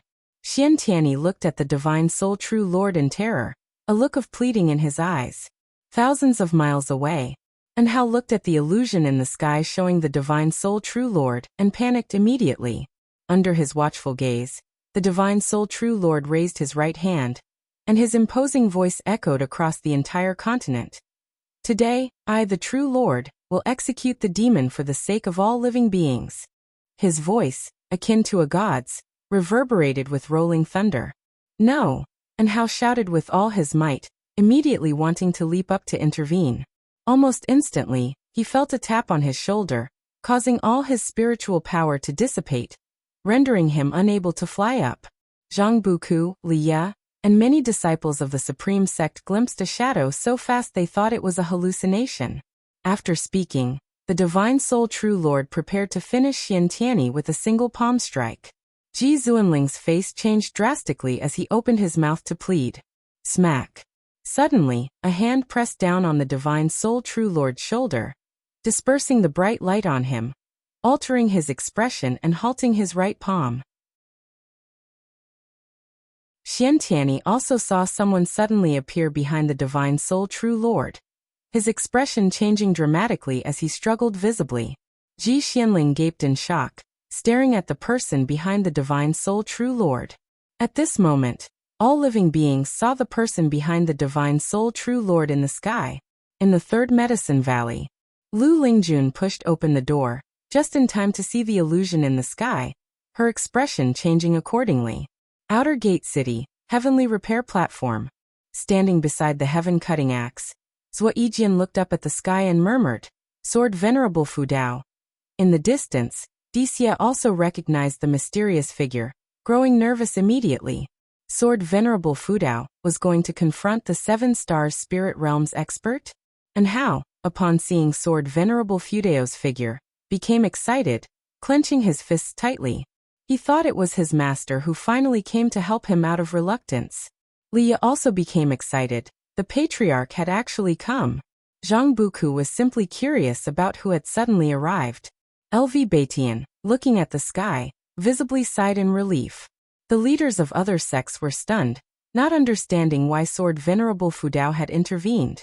In the illusion in the sky, the Divine Soul True Lord slowly lowered his right hand, glancing back and asking, Could it be that you are the Sword Venerable Fudao who recently made a name for himself throughout the land?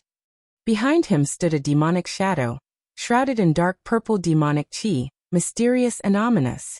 Guan suddenly pulled him behind, and then stepped forward.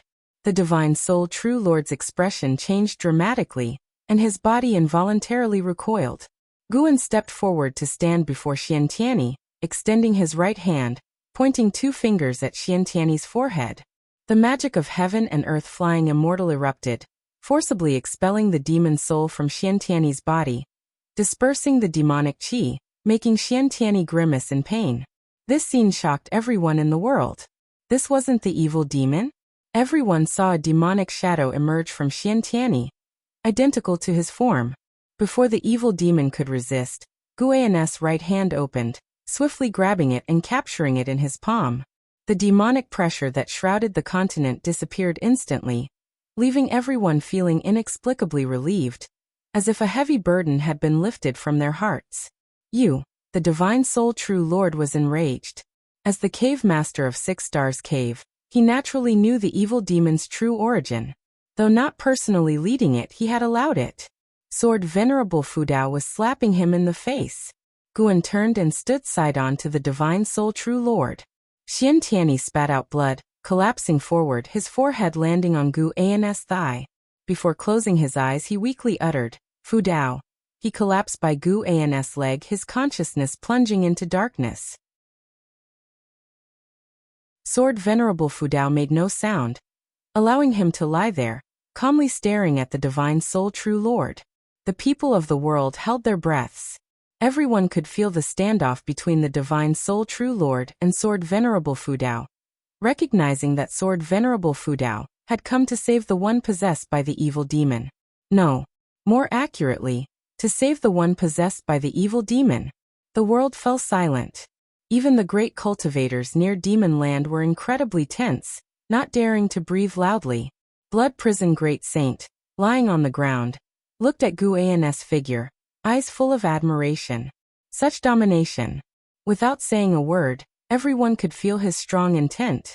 Blood Prison Great Saint suddenly felt his past self was incredibly weak, always boasting, but compared to the great cultivator of the upper realm, his spirit fell short by miles. Not just him, everyone else felt the divine soul true lord had fallen to a lower position. This mysterious figure effortlessly pulled the divine soul true lord away and scared him into inaction. Their abilities were clearly unmatched. Ji Xianling, closest to them, was utterly shocked. He knew better than anyone the power of the divine soul true lord. In the 7 Stars spirit realm, centered around 6 Stars Cave, the divine soul true lord was as divine as an immortal to them, representing the continent's strongest being. Such an existence was easily pulled away by Sword Venerable Fudao? Ji Xianling finally understood why the 7 Star spirit realm had suddenly changed their mind and decided to come forth to save the people. They feared Sword Venerable Fudao and wanted to restore their image.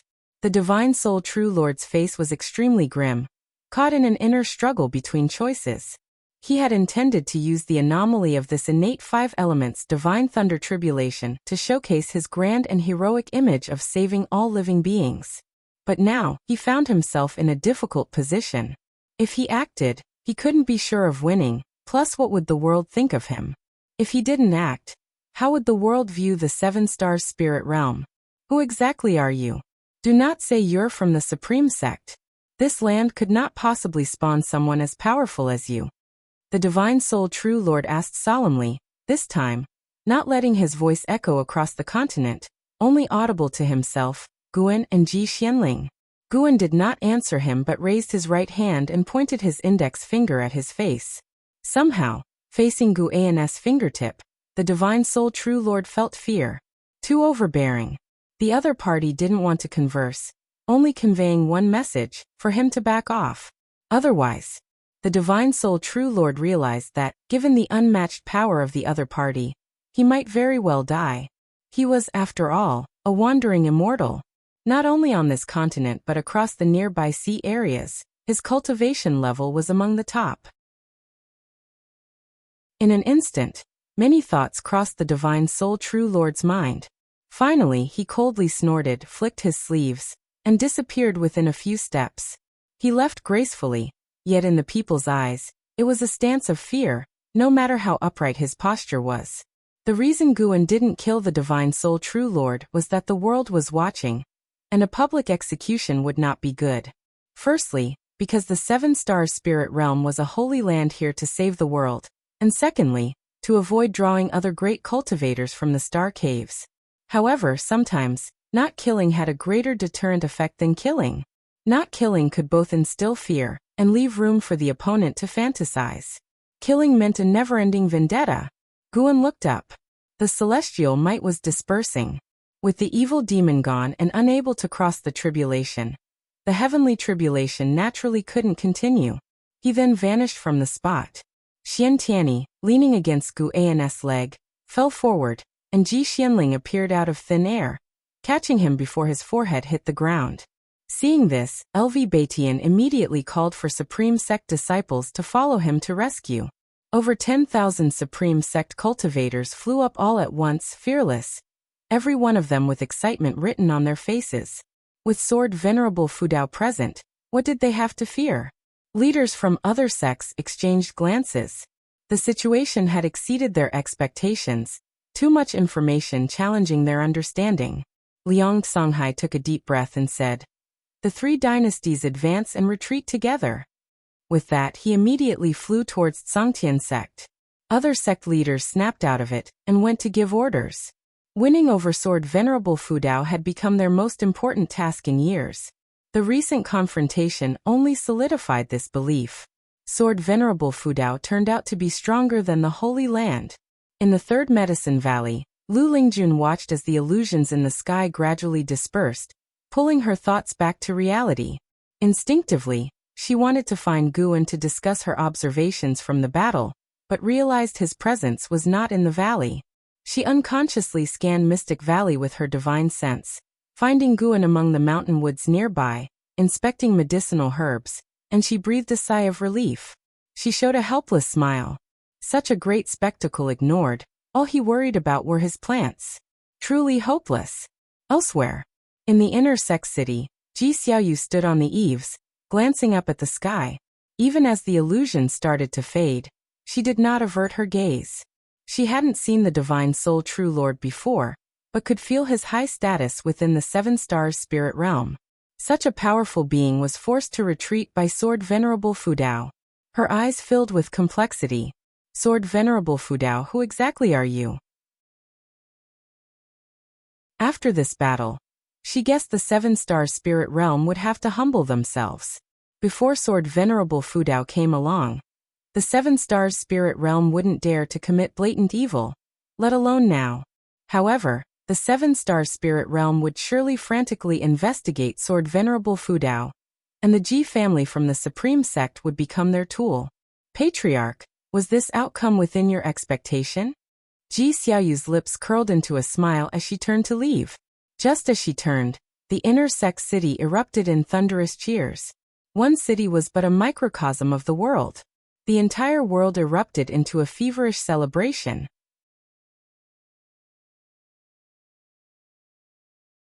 Chapter 207. Like Pan and over the ocean, Divine Soul True Lord sat on a huge gourd, his arms crossed in front of his chest as the sea breeze blew his hair.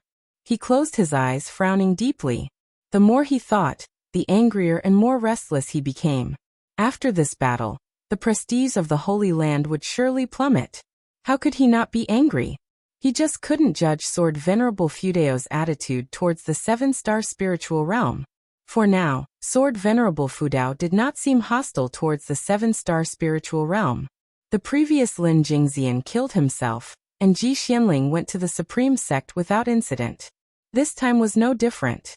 Sword Venerable Fudao only pushed him back, and did not strike a killing blow. He couldn't tell if Sword Venerable Fudao feared the Seven-Star Spiritual Realm, or had no killing intent from the start. In fact, when the evil demon attacked the wandering immortal realm, Divine Soul True Lord had sensed it but deliberately did not intervene. He allowed the Lin family loose immortal and disciples to be devoured by the evil demon, to create a more terrifying image of the evil demon.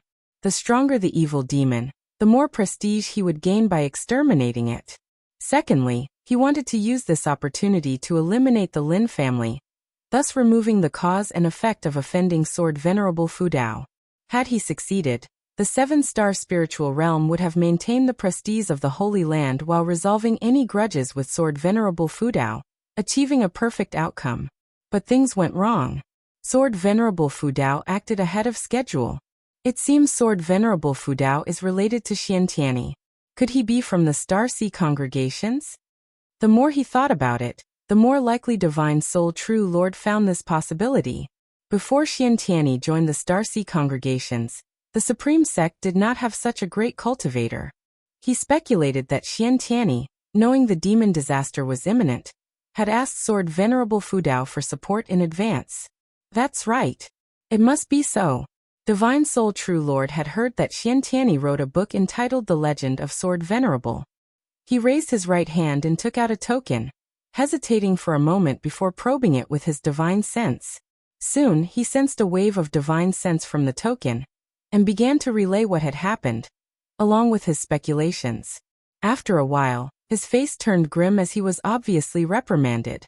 In the forest of Mystic Valley, Guan silently pondered. Ever since Divine Soul True Lord had left, his divine sense had been following him, preventing any unforeseen events. Seeing Divine Soul True Lord take out the token, Guan could guess he was contacting someone more powerful from the 7-star spiritual realm. Once Divine Soul True Lord placed the token back into his storage ring, Guan exhaled a long breath, his eyes growing cold. Judging by his expression, Guan hesitated. The lifespan foresight could only determine whether others had ill intentions towards his true form, while the 9 extremes yin-yang body could conceal his true form and obscure karmic calculations, unless the other person linked Sword Venerable Fudao directly to his true form and harbored enmity. The mountain god's little figure had resembled Gu An's true form closely, without any divine skills to cloak it, which was why he could sense it. And the hateful heaven ancestor had discovered him directly through sword intent. After 30 minutes, Divine Soul True Lord landed on an island. As he entered a cave, Guan sensed a restriction and stopped following. Just remember this island. Guan stood up and walked back to Mystic Valley. The disciples in the valley were still excitedly discussing the sky illusion they had witnessed earlier, the image of Sword Venerable Fudao deeply ingraining in their minds. They also believed that the entity confronting Divine Soul True Lord was indeed Sword Venerable Fudao. Guan joined them, chatting for a while. The impact of this battle was even greater than when Sword Venerable Fudao killed the demon ancestor, not only because peace prevailed after defeating the evil demon, but also because it involved the Holy Land. When Guan returned to the Third Medicine Valley, the disciples were gathered noisily, like in a busy market. Lu Lingjun, who had been waiting for him, pulled him into a pavilion, excitedly talking about Sword Venerable Fudao. Seeing her admire Sword Venerable Fudao so much filled Guan with satisfaction. He had to feign excitement and reciprocate the emotional value.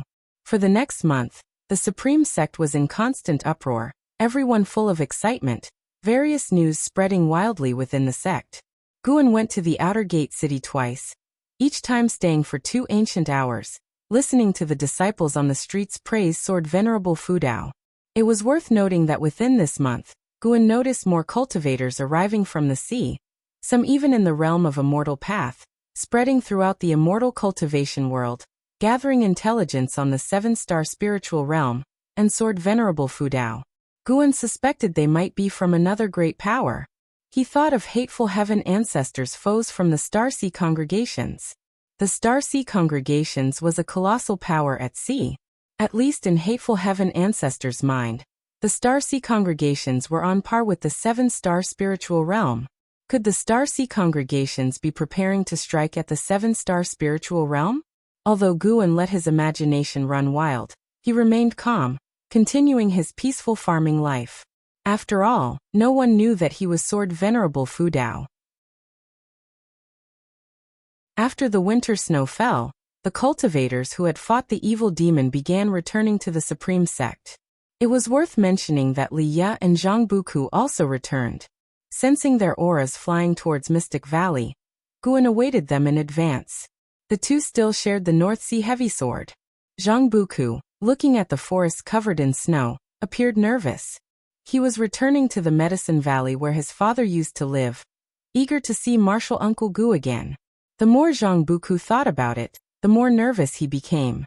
Leah reminded him not to mention their injuries to Guan and to speak based on Gu An's reactions. Zhang Buku felt helpless, but could only agree. After a short while, Leah and Zhang Buku flew into Mystic Valley. Their arrival drew the attention of the servant disciples. Senior Brother Li. Lu Jiujia walked over excitedly, full of surprise. Of all those who had left Mystic Valley, who was the most formidable? Naturally, it was Li Ya. Despite losing miserably to An Hao and missing the golden list because of it, Li Ya's strength had earned the supreme sex recognition, making him Mystic Valley's pride. Li Ya looked at Lu Jiujia, knowing he was Gu An's junior brother. He nodded slightly and said, "I am here to see your senior brother." Before Lu Jiujia could reply, a voice floated down from the pavilion. "Senior Brother Li, Buku. Come up." Hearing Gu An's voice, Zhang Buku became excited. Leah glanced at him, and then led him upstairs. Watching Li Ya's confident back, Lu Jiujia's eyes were full of envy. Leah lived the life he desired. Soon Li Ya and Zhang Buku reached the upper floor and entered the room. Zhang Buku, seeing Guan, became so excited that he knelt down immediately. Leah hurriedly closed the door in fright.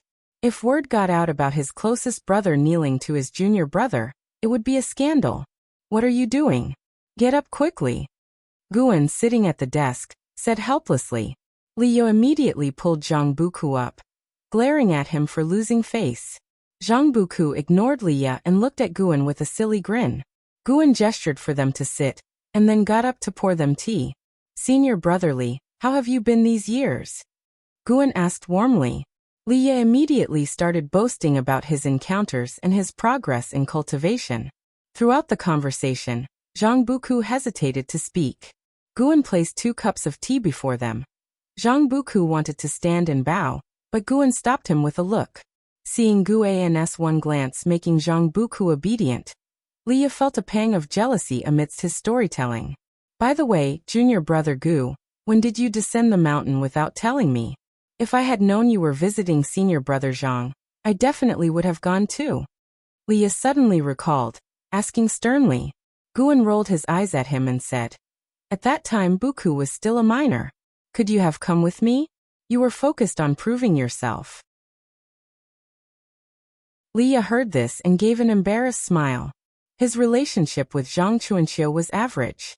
Even if he had free time, he wouldn't have gone unless Guan insisted. Guan turned to Zhang Buku and asked, "How has it been following senior brother Li? Any injuries?" Zhang Buku was about to speak when Liya interrupted. "How could you get injured following me? These years, we've been a great team, having everything we wanted, and our cultivation has advanced rapidly." Seeing this, Zhang Buku could only nod. Then Liya shifted the topic to Sword Venerable Fu Dao, instantly changing the subject. Zhang Buku, who admired Sword Venerable Fu Dao, couldn't stop talking. Guan smiled at them, occasionally chiming in. Did Liya really take him for the primordial ancestor? The proud look on his face made Guan want to laugh. As for Zhang Buku, although excited, he wasn't as exaggerated as Liya. Hearing Guan praise Sword Venerable Fu Dao made Liya feel greatly satisfied. He wanted to tell Guan that Sword Venerable Fu Dao was their Li family primordial ancestor. But recalling the primordial ancestor's instructions, he could only hold back. He hadn't encountered the primordial ancestor in a long time. What was the primordial ancestor doing? Was he busy teaching An Hao? On the way back, Liya had communicated with An Hao, and compared to An Hao's progress, his achievements over the years were negligible. Once again he felt sour. The primordial ancestor favored An Hao for his talent, but guided him out of blood and kinship. Guan didn't know what Liya was thinking but felt his mood suddenly drop. He didn't want to inquire and took the chance to focus on Zhang Buku, feeling slightly irritated by Li Ya's hogging of the conversation earlier. "Bullying my nephew? I'm fine. Brother Li treats me well really." One sentence from Zhang Buku caused Li Ya's blood pressure to soar. Guan, smirking, asked, "Brother Li?" "Yes, we are sworn brothers, promising to live and die together," Zhang Buku said stoutly. He could help Liya hide some things, but not let him gain seniority. Liya's expression turned awkward. His gaze fell on the paper in front of Gu, and seizing the moment, he picked it up and asked abruptly, "Junior brother Gu, what are you writing?" Guan smiled and replied, A book called Journey to the West. Journey to the West? Never heard of it. Just started writing it. All right then. I wish you to become a famed writer like Pannon. Leah skimmed a few lines before putting it back, mainly using it to divert the conversation. He didn't really care about Journey to the West. Zhu Beiji carrying his wife? What nonsense. This book seemed boring at first glance.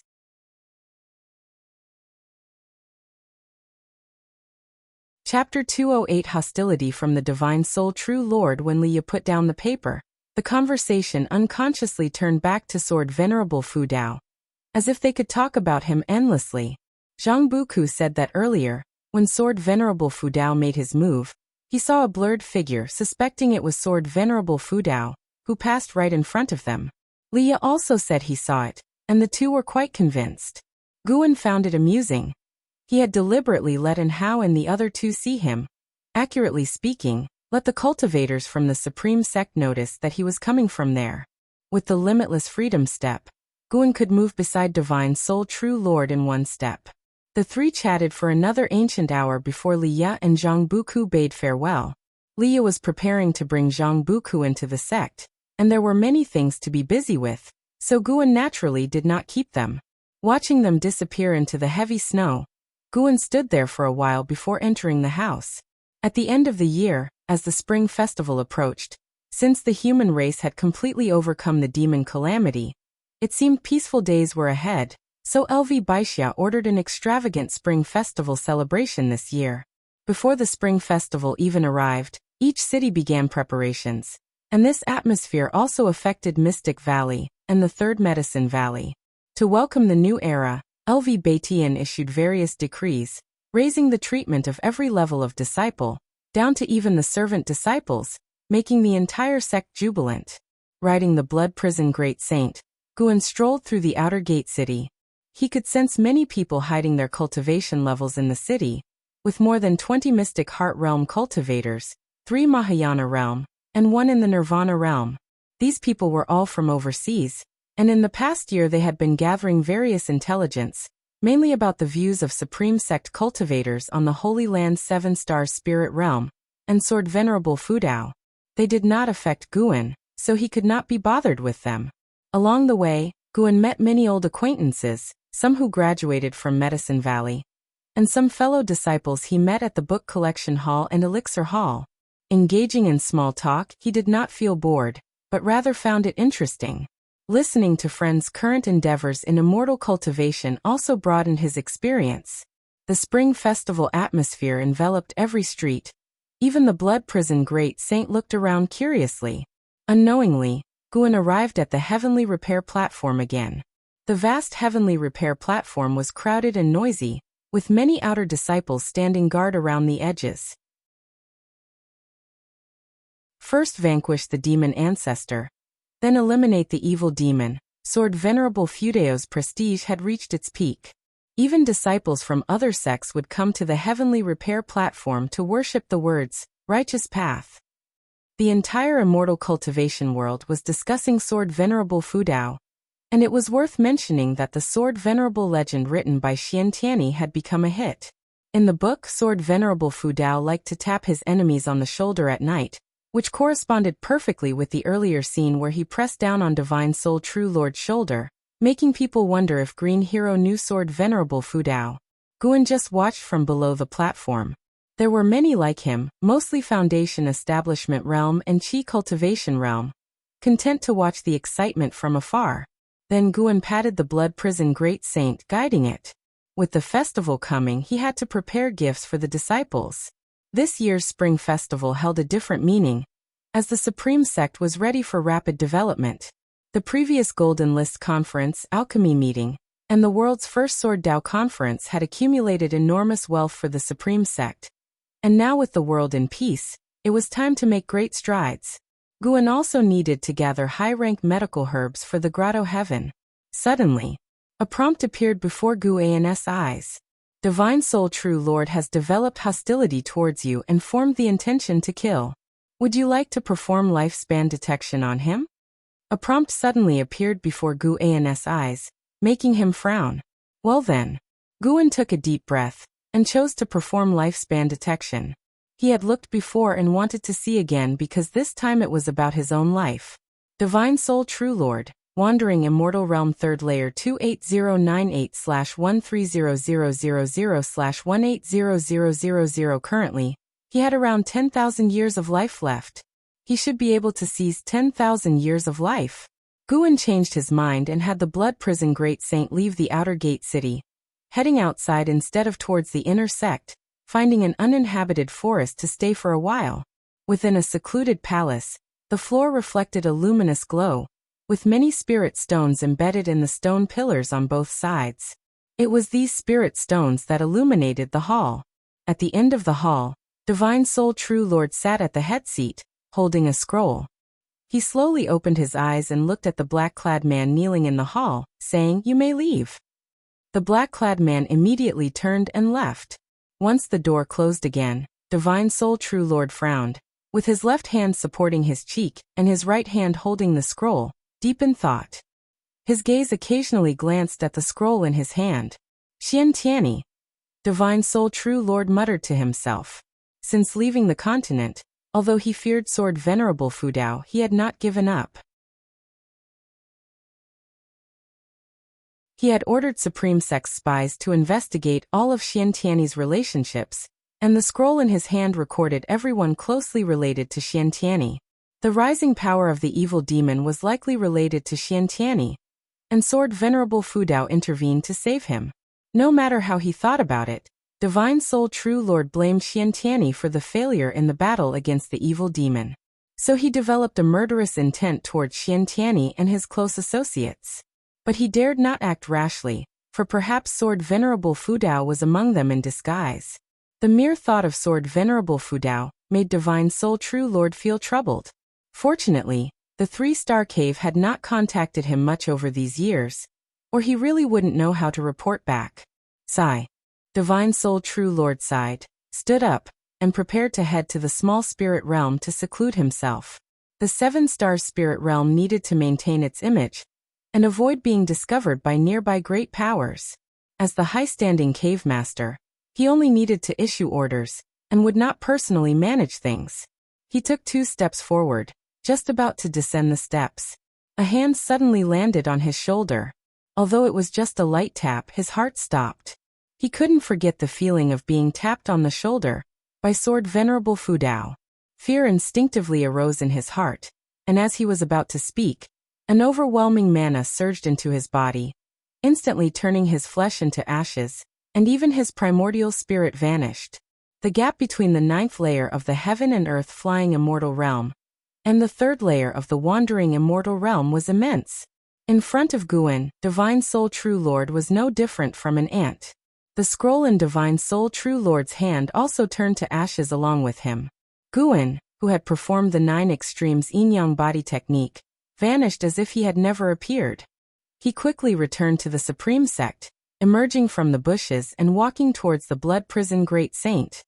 He had been out of the Blood Prison Great Saint's sight for less than 10 breaths. With its cultivation sealed, the Blood Prison Great Saint had no idea what he had done and immediately stood up after seeing him return.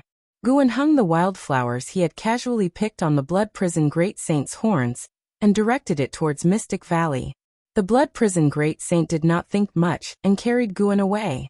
At this moment, Guan appeared calm, but his heart was far from at peace. He looked again at the prompt. Killing Divine Soul True Lord had given him 10,500 years of life. The Wandering Immortal Realm was indeed formidable, no longer akin to weeds. When he killed Divine Soul True Lord, Guan did not even dare to perform a soul search, as Divine Soul True Lord surely knew many High Realm immortals, and he feared that soul searching might alert those powerful beings. He was already peering into the way of cause and effect. If he delved deeply into this path, it would be like gaining foresight of potential life threats. He had not even explored that cave. For a great cultivator like Divine Soul True Lord to disappear for decades, or even 100 years, was not unusual. It remained to be seen whether the 7 Stars Spirit Realm had a device to contact its disciples.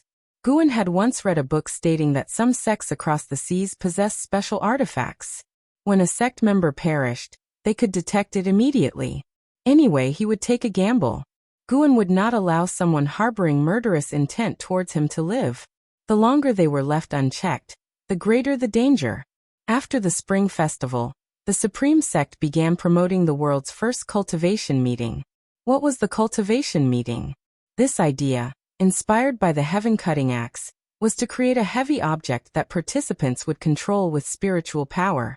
The announcement of this meeting caused widespread interest in the immortal cultivation world. Such a meeting had never been held before. LV Batian planned to prepare for 5 years, and even hinted at participation from overseas cultivators. Since killing Divine Soul True Lord, Guan observed the territory of the 3 dynasties every day with his divine sense. Fortunately, everything was peaceful, and the lifespan detection had not been triggered. In mid-March, LV Batian visited Guan. The two drank wine in the house, with Guan listening carefully to LV Batian's ambitious plans, occasionally interjecting. He did not understand how to manage a sect, but could offer some suggestions. Currently, LV Batian's ideas aligned with his own. LV Batian put all his efforts outward, and the entire sect worked hard for its growth, reducing internal strife significantly. The Supreme Sect enjoyed unprecedented harmony. Even though the world appears peaceful now, I still feel uneasy, just like half a year ago when dealing with the evil demon. That mysterious cultivator, his cultivation was incomparably strong.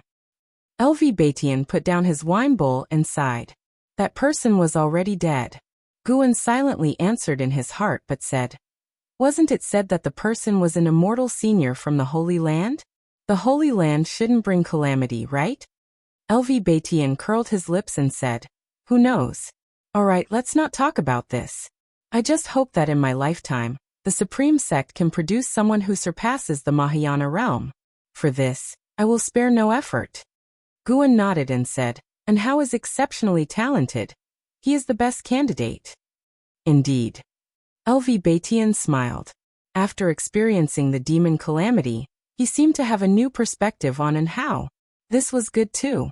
He hoped LV Batian would focus on and Hao as Guan did not want to become the sect leader. The two talked for a long time before LV Batian finally bade farewell. He had gained new ideas from Guan.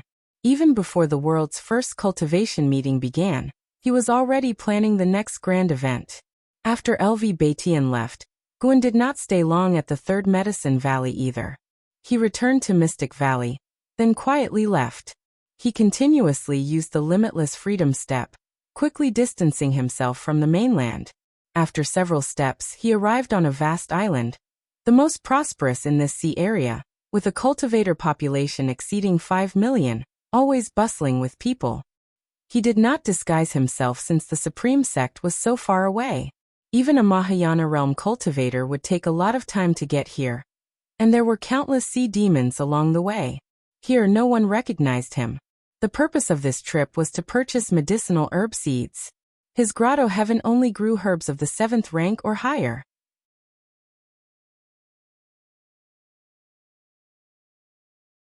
Chapter 209 Menglang, Loose Immortal Realm Level 6. Before coming, Guan had already observed with his divine sense that the strongest on the island was slightly stronger than a divine soul true lord, but not by much. If there was a heaven and earth flying immortal, he would not have dared to come. If there was a heaven and earth flying immortal, then there could be an even higher realm. If the strongest on the surface was only a wandering immortal, there should not be a more terrifying existence hidden in the shadows. Even if there was, as long as Guan did not cause trouble, nothing should happen. He went to the Sea Protection Mansion in the city, intending to conduct a transaction and register for an identity token, which would allow him to enter and exit the various buildings. This was information he had gathered with his divine sense earlier. The Sea Protection Mansion was very large, with many cultivators coming and going, covering an area of 100 miles. As soon as Guan entered, a servant greeted him. "Senior, may I ask what you are here for?" "To register for an identity token." "Alright, let me take you there. This way, please." The servant's demeanor was very respectful and enthusiastic. Guan followed him. There were many servants like him. Although their attire was not luxurious, it was clean and respectful. From the color of their clothes, their status in the Sea Protection Mansion could be judged. The clothes of this servant were the most common. After asking Guin if he was a newcomer, the servant began to introduce the Sea Protection Mansion and the island to him. This island was called Immortal Seeking Island, a famous neutral island in the ocean. Transactions could be conducted here safely. If something went wrong, the island master would ensure justice. Moreover, connections could be made with great sects such as the Star Sea Congregations, Seven Stars Spirit Realm, and Deep Sea Spirit Palace. When introducing the background of Immortal Seeking Island, the servant was not arrogant, remaining humble, which Guin found impeccable. When Guin asked for his name, the servant was flattered and quickly introduced himself. Actually, even without his introduction, Guin already knew, but it was necessary to go through the formalities. Hu Xiaojian, Nascent Soul Realm, second layer 480/860/2200. A lifespan of this extent could make him a genius in the Supreme Sect, but on Immortal Seeking Island, he could only serve as a servant. Guin sighed inwardly. By the way, Senior, have you reached the Immortal Path Realm? If so, I can guide you to obtain a high-rank identity token, which comes with various benefits. Hu Xiaojian asked cautiously. He could tell from Guin's extraordinary bearing, though not overbearing, that Guin was likely a great cultivator who had returned to simplicity. Guin responded affirmatively, making Hu Xiaojian even more excited. After the time it takes for an incense stick to burn, under Hu Xiaojian's guidance, Guin arrived at a large hall where most of the cultivators coming and going were in the Mahayana realm, or Nirvana realm. The Nirvana realm cultivators were likely outsiders like Guin, while the Mahayana realm cultivators belonged to the Sea Protection Mansion. As for loose immortals, they were rare to encounter. Hu Xiaojian approached an elderly man and explained Guin's intention. The elder immediately stood up and led the two to a side hall. Chu Feng, Nirvana Realm, 5th layer 3860/15,000/17,000. Guin silently noted this information, then followed Chu Feng. Chu Feng took a white jade token uninscribed from a redwood cabinet, handed it to Guin and said, "Inject your mana into this, then silently recite your name to register." Guin took the white jade token, adjusted his cultivation level, and injected his mana. After a few breaths, he raised the identity token to show Chu Feng. Menglang, Loose Immortal Realm, 6th layer. Chu Feng read aloud, then quickly raised his hand in salute, respectfully addressing him as senior. Hu Xiaojian was even more excited, also saluting. Guin put away the identity token and casually asked, "I heard there are many benefits to a high-rank identity token?" Chu Feng nodded and respectfully introduced the benefits of a high-rank identity token: tax transaction discounts, permanent cave residence, allocation of 5 servants, and more. Guin was very pleased with what he heard and ultimately decided to have Hu Xiaojian lead the way, making Hu Xiaojian feel flattered while Chu Feng smiled and encouraged Hu Xiaojian. Thus, Guin began his procurement journey on Immortal Seeking Island.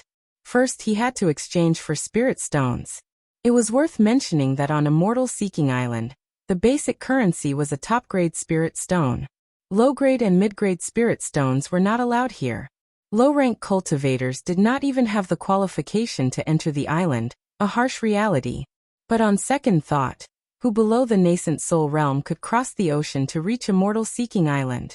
Immortal Seeking Island was surrounded by millions of miles of sea, with no other islands around.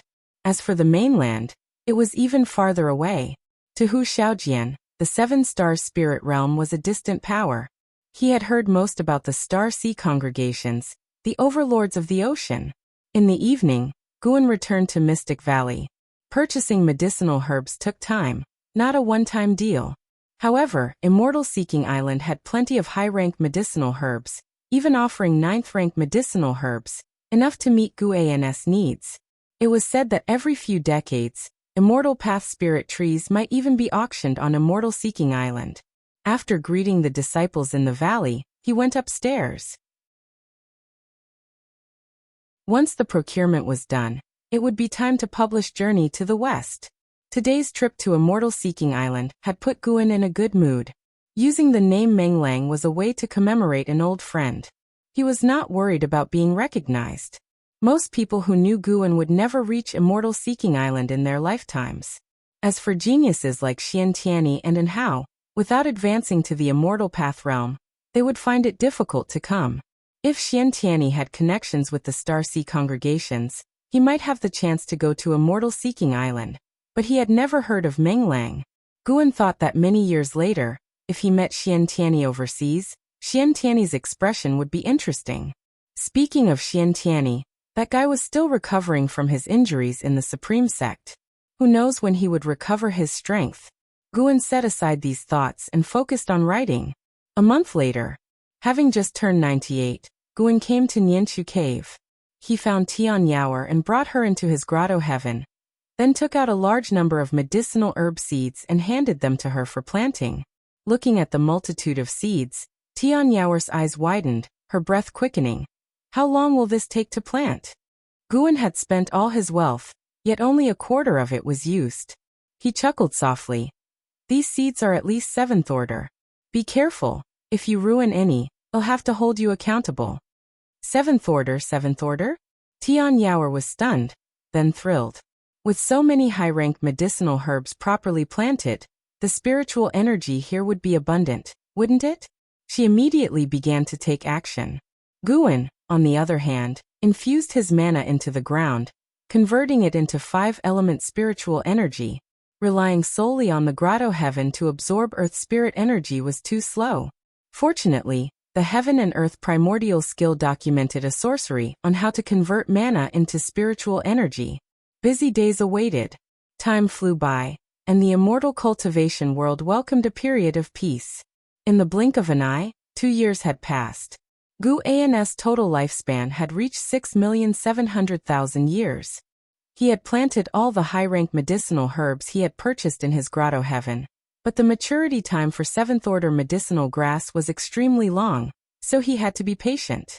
Though the wait was long once harvested, it would be an enormous amount of lifespan.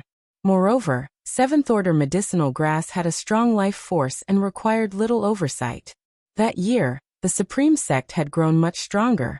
Meanwhile, the Taizong dynasty and the Tianwei dynasty had begun to war, while the Great Jiang dynasty remained stable, not participating in the conflict. The dynastic struggles were cruel but not a catastrophe, having no impact on the immortal cultivation world. Guan planned to achieve core formation that year. His surface cultivation level needed to be improved. One day at noon, Xian Tianyi came to visit Guan. As they entered the house to chat, Xian Tianyi cast many restrictions first. He was now the strongest cultivator in the Supreme Sect, but still deployed many restrictions, indicating his awareness of several great cultivators infiltrating the Supreme Sect. Did you see the celestial phenomenon from that battle? Xian Tianyi turned to Guan and asked solemnly. Guan nodded, then motioned for him to sit and talk. Bam! Xian Tianyi slammed the table in fury, cursing. I was schemed against by the 7-star spirit realm. A bunch of bastards. This isn't over. Guan's eyelids twitched. Why are you telling me this? He suddenly suspected that the Divine Soul True Lord's hostility towards him a few months ago was due to investigating Xian Tianyi's connections. The 7-star spirit realm? Are you talking about the Holy Land? Guan asked cautiously. Xian Tianyi sat down, took a deep breath, and said, Yes, I was thrown into the evil demon's sealing ground by cultivators from the 7-star spirit realm. If not for Sword Venerable Fudeo's intervention, they would have wanted to eliminate me completely. How hateful. Divine Soul True Lord, just you wait. Guan said worriedly. The Holy Land is powerful. You mustn't be reckless. Even the entire Supreme Sect wouldn't be enough. Xian Tianyi looked at him and snorted. I know that, but I'm not just a disciple of the Supreme Sect. I'm also a disciple of the Star Sea congregations. My peers have already infiltrated the Supreme Sect. I'm planning to head south and inform my master about this. The Star Sea congregations and the 7-star spirit realm both follow the righteous path and do not harm the common people. I will ensure the 7-star spirit realm doesn't have it easy. How bold. You have a backer, and you didn't say so earlier? Forcing me to take risks? Guan complained inwardly, feeling helpless. Xiantiani, seeing through his thoughts, said with a hint of regret. After all, it is the Seven Stars spirit realm. Without a legitimate reason, the Star Sea congregations would not act. I don't have that kind of influence, but if I had evidence, it would be different. Anyway, the Seven Star spirit realm won't have a good time coming. Guan cautioned him. Though I don't know how powerful the Star Sea congregations are, be careful. The journey south is long, if anything happens on the way. He didn't finish his sentence, but Xiantiani understood. No worries. I will be accompanied by other disciples of the Star Sea congregations. And there will be Immortal Path seniors overseeing from abroad. The Seven Stars spirit realm won't dare to act rashly. Xiantiani reassured him. Guan felt relieved. Xiantiani then said, You focus on your cultivation. Someday, it'll take you into the Star Sea congregations. You might gain immortal destiny. Guan shook his head. Forget it. The ocean is a place for the high and mighty. As a mere mortal, I'll stay in the supreme sect. I don't want to be a burden. Xiantiani tried to persuade him further, but was diverted by Guan, who asked him when he would return. Xiantiani said it depended on the situation, ranging from a few years to several decades. But he would definitely return, as his next goal was to help develop the supreme sect. Although he was angry, he saw this as an opportunity. If the Star Sea congregations pressured the Seven Stars spirit realm, the supreme sect could develop. Even though he now belonged to the Star Sea congregations, he wanted to help the supreme sect. In any case, he believed that no matter how the supreme sect developed, it could never catch up to the Star Sea congregations.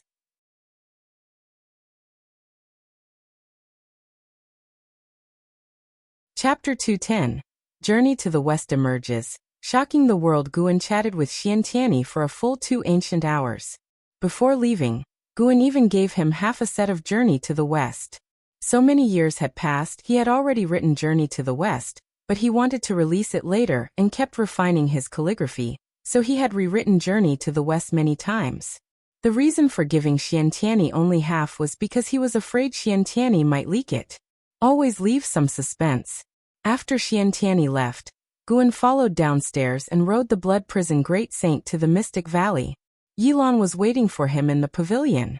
He dismounted from the Blood Prison Great Saint's back and leisurely went upstairs. When the two met, they exchanged pleasantries. Over the past year, Yilan had been very busy and could only come to see him during the spring festival. Senior brother, you are turning 100 this year. How about a celebration? Yilan asked with a smile. Guan shook his head and said, Why would a cultivator celebrate a big birthday? No need, I don't like trouble. Yilan nodded and didn't press further. She just mentioned it casually. After all, 100 years was an important milestone. They started chatting. Yilan didn't have any special reason to see Guan. She just missed him. They talked about everything, from the supreme sect to the immortal cultivation world, and even about the common folk. Most of the time, Yilan did the talking, and Guan chimed in. A long time passed. Guan was concerned about her primordial reincarnation skill. Yilan said that she practiced it daily, although her cultivation level hadn't increased. She could feel the accumulation of the primordial reincarnation skill. Guan took out a large number of prepared supreme-grade elixirs for her, telling her to take them promptly. In 20 years, she would need to unseal the primordial reincarnation skill. By then, it was unknown how much her maximum lifespan would increase. Faced with Guan's gifts and arrangements, Yilan did not refuse and instead showed a happy smile. Seeing her smile, Guan couldn't help but shiver. Junior sister, don't misunderstand, I will always be your senior brother, Guan said seriously. Yilan nodded with a smile. She stood up, walked to Guan's side, and placed her hands on his shoulders. It had always been him who patted others' shoulders. Only his junior sister could pat his. Ah well, she was his junior sister after all. Sit down, no hands on. Oh, senior brother, I won't do anything inappropriate, just like last time. You dare mention last time? What's wrong with a little touch? I promise I won't go further. Don't speak such bold words, sit down, I have something to tell you. Say it, I'll just stand by your side. 3 days later, Guan rode the blood prison great saint to the outer gate city. He made his way to the book collection hall. The great elder of the book collection hall, Fengshang, personally received Guan. After they were seated, Fengshang asked with a smile, "Shattering the Void is finished. Do you have a new book in mind?" Though Shattering the Void's reputation wasn't as great as Investiture of the Gods, it made a lot of money, benefiting not only him but the entire outer gate city as well. Their outer gate city had become the top among the 8 outer gate cities, with Sword Venerable Fudao in martial and Pan and in literature. Every time he read Investiture of the Gods, Fengshang felt Guan resembled Sword Venerable Fudao. But thinking that Guan was not yet 100 years old, he found his speculation absurd. Though perhaps Panin was somehow related to Sword Venerable Fudao. Maybe this was why Panin refused to write about Sword Venerable Fudao. Fearing people might discover the connection, Guan took out 5 books from his storage bag, which were the first half of Journey to the West. Fengshang picked up the topmost book and seeing the cover he couldn't help but read aloud, "Journey to the West?" The name sounded ordinary. He was a bit disappointed, but considering Pan An's fame, even an ordinary book would earn spirit stones. He began to read, and after a few moments his expression changed slightly. He straightened his back and read more intently. As time went on, his right hand began to tremble. When he read about Sun Wukong causing havoc in the heavenly palace, he couldn't help but slap his thigh in excitement. Guan shook his head and laughed. He stood up and said, "The books are yours. Leave the rest to you." Having worked with the book collection hall for so many years, he naturally didn't worry about them deceiving him.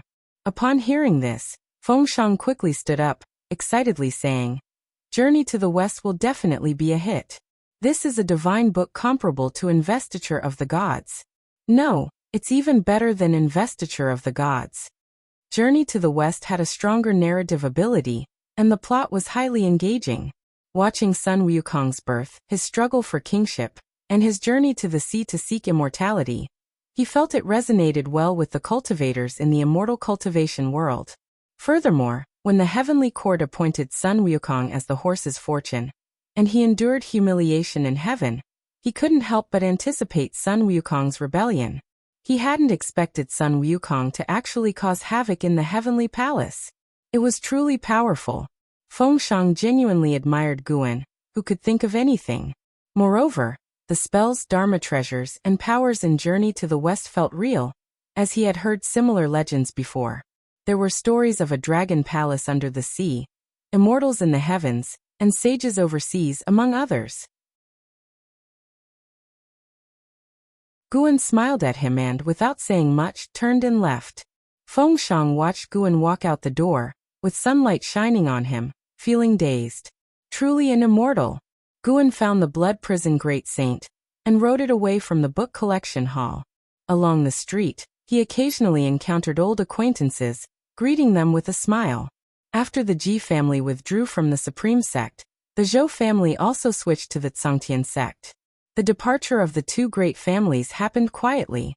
Had it been decades earlier, the Supreme Sect would have been severely weakened, but now there didn't seem to be any impact.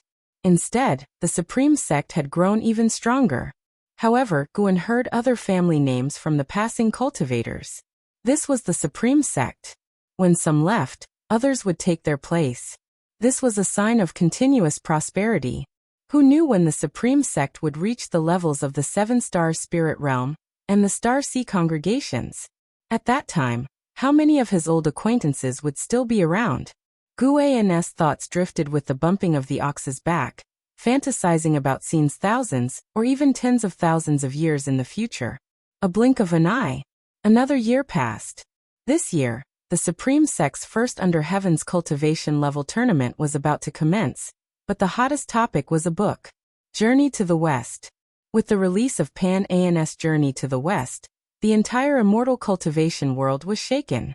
Initially thought to be another mediocre book like Supreme Immortal Venerable or Shattering the Void, it turned out to be a classical type like Investiture of the Gods. Great Sage equaling Heaven Sun Wukong became the most popular name in the Three Dynasties immortal cultivation world. Panin was once again elevated to a godlike status. With just one journey to the West, People no longer doubted his talent, and some even claimed that Journey to the West was superior to Investiture of the Gods. LV Batian seized the opportunity to leverage the popularity of Journey to the West, declaring that the person who won the top spot in the first Under Heaven's cultivation level tournament would earn the title of Great Sage. This ignited even more interest and anticipation for the first Under Heaven's cultivation level tournament. Because of Journey to the West, Pan-An's fame within the Supreme Sect even overshadowed Sword Venerable Fudao for a while. Pan-An had initiated a trend of book chasing in the immortal cultivation world. Now he once again outshone Sword Venerable Fudao through his literary work. In fact, many immortal cultivation stories had emerged after Pan-An, but most cultivators still felt Pan-An's writings were the best. Guan thought this was due to the initial euphoria of the first read, as the immortal cultivation world certainly had many literary talented cultivators. One day, Guan rode the Blood Prison Great Saint once again to the Outer Gate City. He felt there would be some excitement to watch today.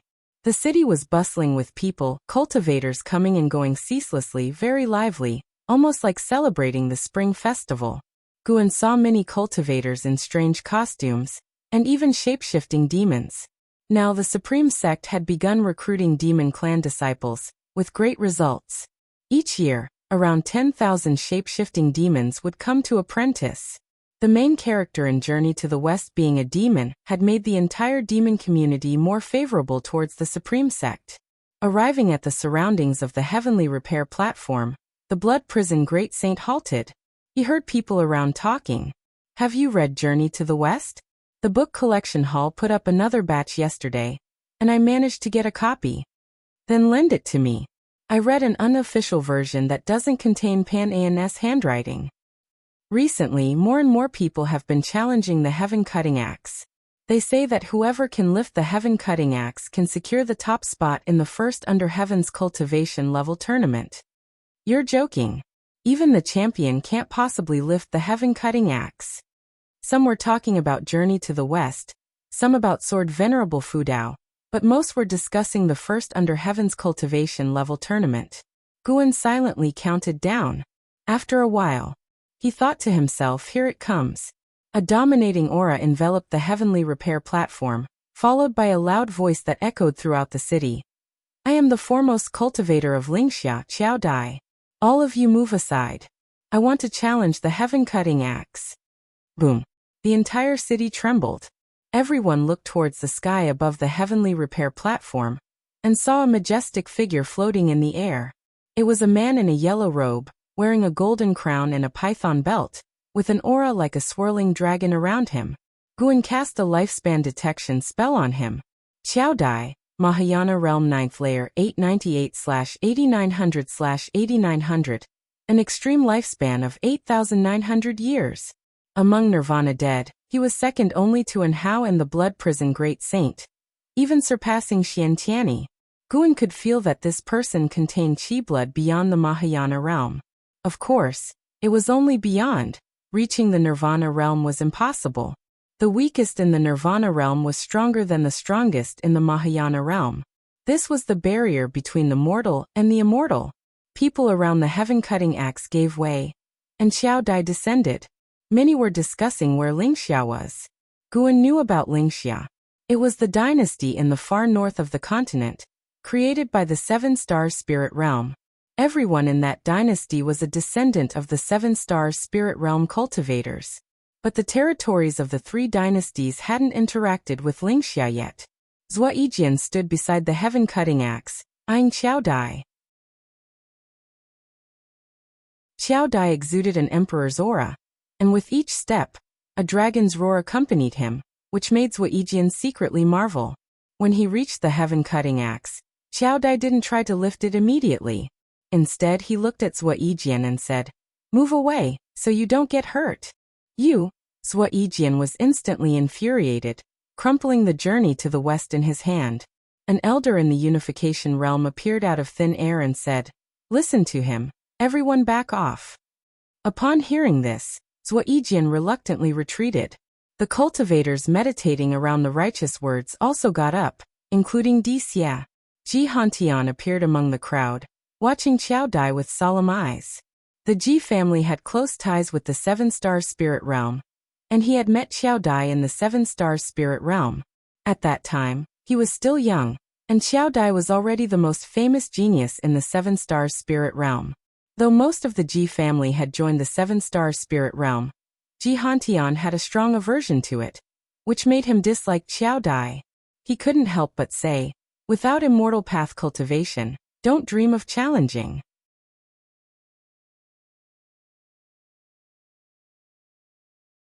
Chapter 211. The unfathomable Gu and Xiao Dai ignored Ji Hantian's provocation and fixed his gaze on the heaven-cutting axe. Everyone looked at him. Over the years, there were countless cultivators who came to challenge the heaven-cutting axe, but few had such a commanding presence like him. The #1 cultivator in Lingxia, it sounded quite intimidating. Though Xiao Dai appeared calm, in fact he was very nervous inside. In recent years, Sword Venerable Fudao's prestige was incredibly strong, spreading widely even within the spirit realm. Xiao Dai knew he could not possibly be a match for Sword Venerable Fudao, but since the heaven-cutting axe was merely a treasure left behind by Sword Venerable Fudao, he still had confidence in lifting it. He raised his right hand and gripped the handle of the axe. At the moment he grasped it, he felt an unprecedented heaviness. His brows furrowed, and he immediately began to exert force. Rumble! The heavenly repair platform quaked, and everyone watched him nervously. No matter which sect they were from, the cultivators on the platform did not want him to lift it. The disciples of the Supreme Sect cared about face, while disciples from other sects cared about opportunity. Who wouldn't want to become the heir of Sword Venerable Fudao? To this day, Sword Venerable Fudao had become a figure of worship for all sects under 3 dynasties. Under Guan, the Blood Prison Great Saint secretly marveled. He too wanted to try lifting the heaven-cutting axe. So far, the only person he couldn't surpass was the one on his back. This fellow named Xiao Dai was different. The Blood Prison Great Saint could sense that Xiao Dai's cultivation level was even higher than his own. If Xiao Dai couldn't move the axe, then he would have no hope. This made him even more wary of Sword Venerable Fudao, just leaving a Dharma treasure on the platform, and over the years, no one could lift it, let alone move it. It was unimaginable how high Sword Venerable Fudao's cultivation realm must be. Xiao Dai also started using a secret technique, making his momentum soar, causing even the outer city to tremble. More and more figures appeared on the heavenly repair platform, all high-ranking members of the Supreme Sect. They looked at Xiao Dai with eyes full of fear. But as they watched, the great cultivators of the Supreme Sect began to smile. The momentum was terrifying, but it was useless. If it couldn't be lifted, it just couldn't be lifted. Zhua Yijian watched Xiao Dai's contorted face with silent glee. Let him be arrogant. With such limited skills, he dared to challenge the heaven-cutting axe? In the end, Xiao Dai did not become like Xian Tianyi or Ji Xianling. He only attempted for a few breaths before his momentum suddenly receded. He stood straight, withdrew his right hand and said, "As expected of Sword Venerable Fudao, I, Xiao Dai, admit defeat." His voice echoed throughout the city, resonating endlessly. Even though his words were boastful, many people wanted to ask who he was, having never heard of him before. But recalling Xiao Dai's earlier momentum, no one dared offend him. Not daring to offend Xiao Dai, they all praised Sword Venerable Fudao instead. Suddenly, the heavenly repair platform became lively, and everyone started discussing the strength of Sword Venerable Fudao. Xiao Dai looked at Ji Hantian and snorted. "Where is your sect leader? I want to meet him." Ji Hantian nodded, then motioned for Xiao Dai to follow. The two quickly left the outer city. Guan patted the back of the Blood Prison Great Saint, signaling it could go. After leaving the outer city, Guan said leisurely, "In a few years, I will let you reach the 2nd level, able to speak human words." Hearing this, the Blood Prison Great Saint's eyes brightened. Not being able to speak was really unbearable. He couldn't wait to curse those ants who kept touching him all day long. But remember, there are things you can say and things you can't, Guan reminded. The Blood Prison Great Saint nodded quickly. Actually, there wasn't much he could say, as he had no idea how strong Guan really was. Day by day passed, and it came to the end of summer. On the peak of the mountain north of Mystic Valley, Guan was sparring with Chu Jingfeng in swordsmanship. While swinging his sword, Guan's divine sense spread out, surveying the continent inside and out. He saw a heaven and earth flying immortal traversing the sky, descending to the mortal world at the eastern end of the firmament. Over the years, he saw many figures coming and going between heaven and earth. Though heaven and earth flying immortals were rare, at his level, he could see at least one every day, showing how vast this mortal world was. Heaven and earth flying immortals were not the strongest. Even at the heaven and earth flying immortal realm, Guan's divine sense could not cover the entire mortal world. No wonder it was called the Great Heavenly Spirit Land. This mortal world was truly vast. For Guan, the bigger this world was, the better. The larger the world, the smaller and more insignificant he felt. After a while, Guan sensed a vast aura erupting from the eastern direction, far from the continent, even farther than immortal-seeking island. But that aura made his heart tremble. It was very powerful. It didn't seem like the aura of a living being's cultivation, but rather some kind of supreme treasure. Could it be that someone from beyond the heavens came for this mysterious supreme treasure? It seemed highly possible to Guan. At this moment, Chu Jingfeng sheathed his sword, gasping, "I'm exhausted, can't match you." He looked at Guan with a complex expression. Every time he felt his swordsmanship had improved significantly, he would spar with Guan. Each time it seemed he was about to win, but the result was always defeat. The two competed in swordsmanship without using spiritual power, purely relying on qi. Of course, if he couldn't defeat Guan before his qi was depleted, it meant his swordsmanship wasn't superior to Guan's. Guan smiled. "Just a little more, you are much stronger than before." Chu Jingfeng wiped the sweat off his forehead and stared at Guan, asking, "Do you mean you are also improving, or have you been holding back?" He increasingly felt that Guan was unfathomable. Initially, he was merely grateful to Guan, but now he felt Guan was either a peerless genius or a high-level cultivator hiding his cultivation. He thought back to the years when the demon of greed caused chaos.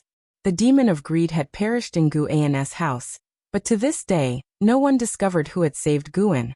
Could it be Guan himself? Guan laughed. "Hey, I'm at the 9th level of the Foundation Establishment realm, about to reach core formation. Isn't it normal to beat you? Don't forget, I'm ranked 500th on the golden list." Seeing his smug expression, Chu Jingfeng couldn't help but shake his head and smile. Right, why overthink? In any case, he was now a cripple, weaker than everyone.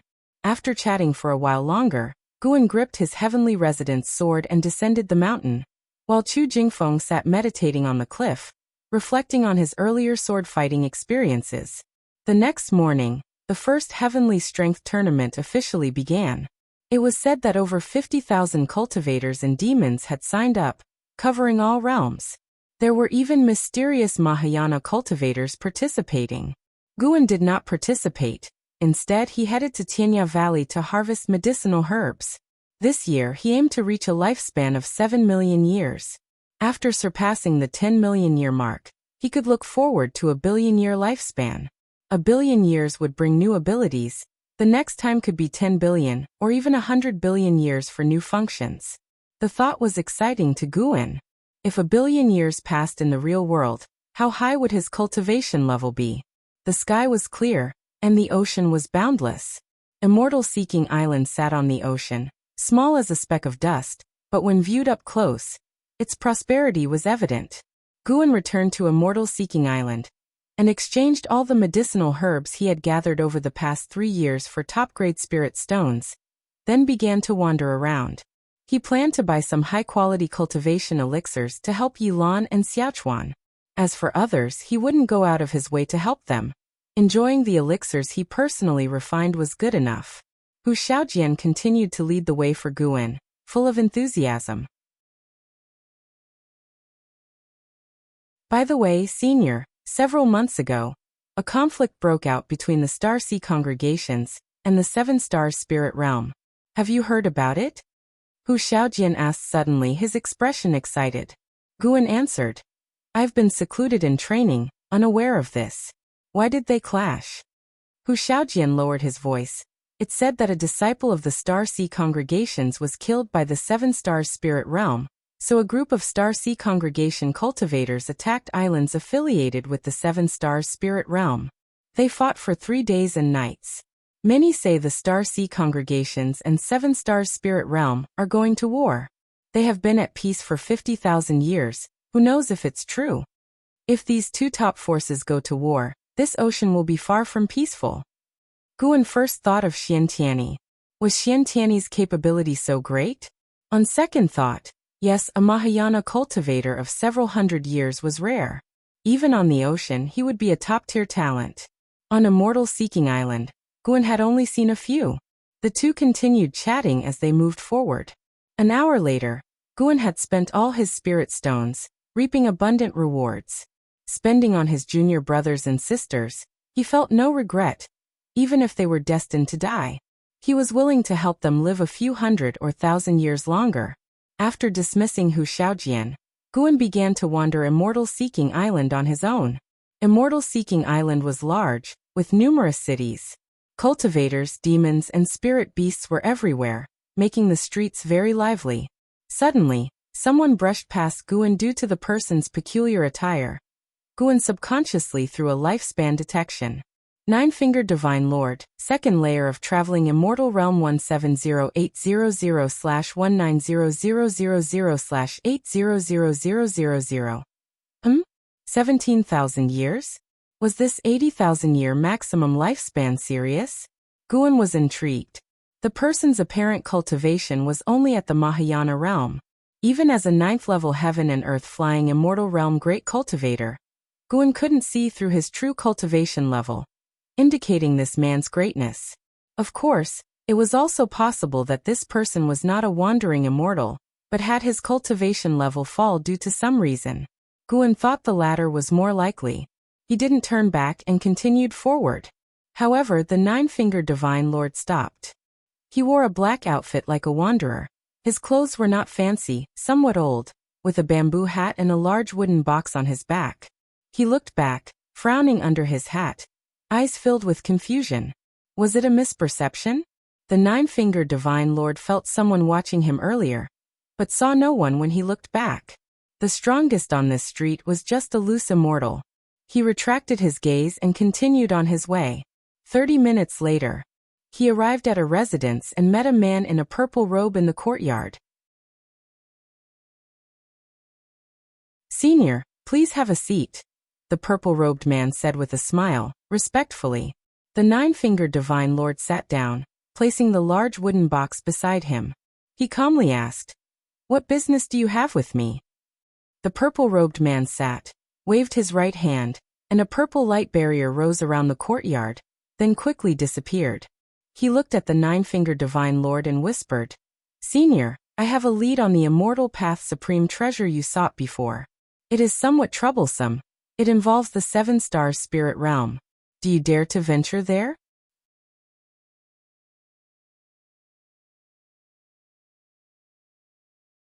Chapter 212 Strange Aura. After brushing past the Nine-Fingered Divine Lord, Guan quickly left Immortal Seeking Island. Although the Nine-Fingered Divine Lord couldn't threaten him at the moment, his age of 170,000 years made Guan reluctant to associate with him. Guan had no need to make connections with great powers. He just wanted to avoid trouble.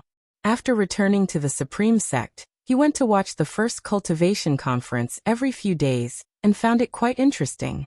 The Supreme Sect created different treasures according to different realms, and it was said that the materials were brought from overseas by Xiantiani. The heaviest was a Mahayana realm treasure, heavier than a mountain. Because of this, the Supreme Sect also specially opened a venue and set up layers of restrictions to prevent the ground from collapsing. Since there was no combat, the first cultivation conference didn't last as long as previous events. In less than half a month, Xiao Dai won the first place and was conferred the title of Great Sage of the Heavenly Peak by the Supreme Sect. Afterwards, Xiao Dai announced his decision to join the Supreme Sect and become an elder, which took Guan by surprise. What is the Seven Stars Spirit Realm up to? Sending a Mahayana realm cultivator to the Supreme Sect for no reason? Or are they planting a pawn? Guan didn't ask LV Baitian. Even if Qiao Dai had bad intentions, he wasn't afraid. It only took one move to kill the Divine Soul True Lord, and it would be the same for Qiao Dai. However, after autumn arrived, Ji Hantian brought Qiao Dai to find Guan, who happened to be in, so he received them in his building. Qiao Dai sat at the table, looked around the environment, and asked, "Are you Pan? Guan, carrying a cup of tea to the table, responded, "I am Pan, and may I ask what business you have with me, senior?" The Ji family had switched allegiance to the Seven-Star Spirit Realm, and now Ji Hantian brought Qiao Dai to find him, which made him think deeply. "Sit down and talk," Ji Hantian said with a warm smile, even taking the initiative to pour tea for the two of them. Guan sat down and looked at Qiao Dai. Qiao Dai scrutinized him with an oppressive gaze. "What do you think of the Holy Land, Seven-Star Spirit Realm?" Qiao Dai asked. Guan was stunned and replied, "The Seven-Star Spirit Realm is called a holy land. Naturally, I respect it. Why do you ask me this?" Qiao Dai said, "Is Master Beauty from the Oblique Moon 3 Stars Cave in your writing meant to pay homage to the Seven Stars Spirit Realm?" Master Beauty was the teacher of Sun Wukong, the protagonist of Journey to the West. Ever since Journey to the West became a hit, Master Beauty was often mentioned. Some even firmly believed that the Oblique Moon 3 Stars Cave, the Spirit Platform, and Square Inch Hill truly existed. Guan nodded. Since the Ji family had turned to the Seven-Star Spirit Realm, and Qiao Dai came from the Seven-Star Spirit Realm, Guan naturally had to go along with their thoughts. If these two still had doubts about him, he could only have Sword Venerable Fu Dao take action. Seeing Guan nod, Qiao Dai didn't seem pleased. Instead, he frowned and said, "Actually, the Seven Stars Spirit Realm is not as good as you think."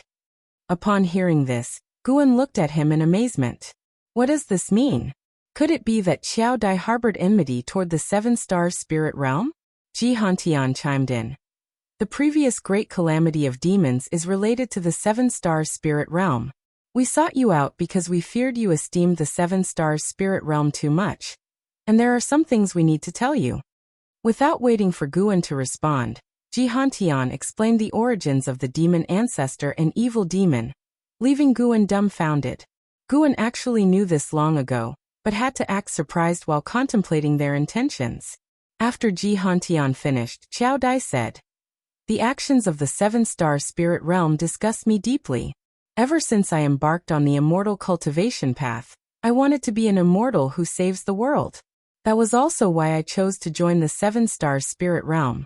But a friend of mine exposed the crimes of the Seven-Star Spirit Realm. He came from the Lin family, whose ancestor was slain by Sword Venerable Fu Dao after attacking the Supreme Sect.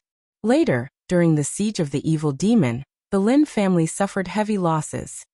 Taking advantage of this, their adversaries within the Seven-Star Spirit Realm sought to exterminate them. Before fleeing, my friend left me a letter exposing the general misdeeds committed by the high-ups of the Six Stars Cave against the Lin family. It took me years to fully accept these facts."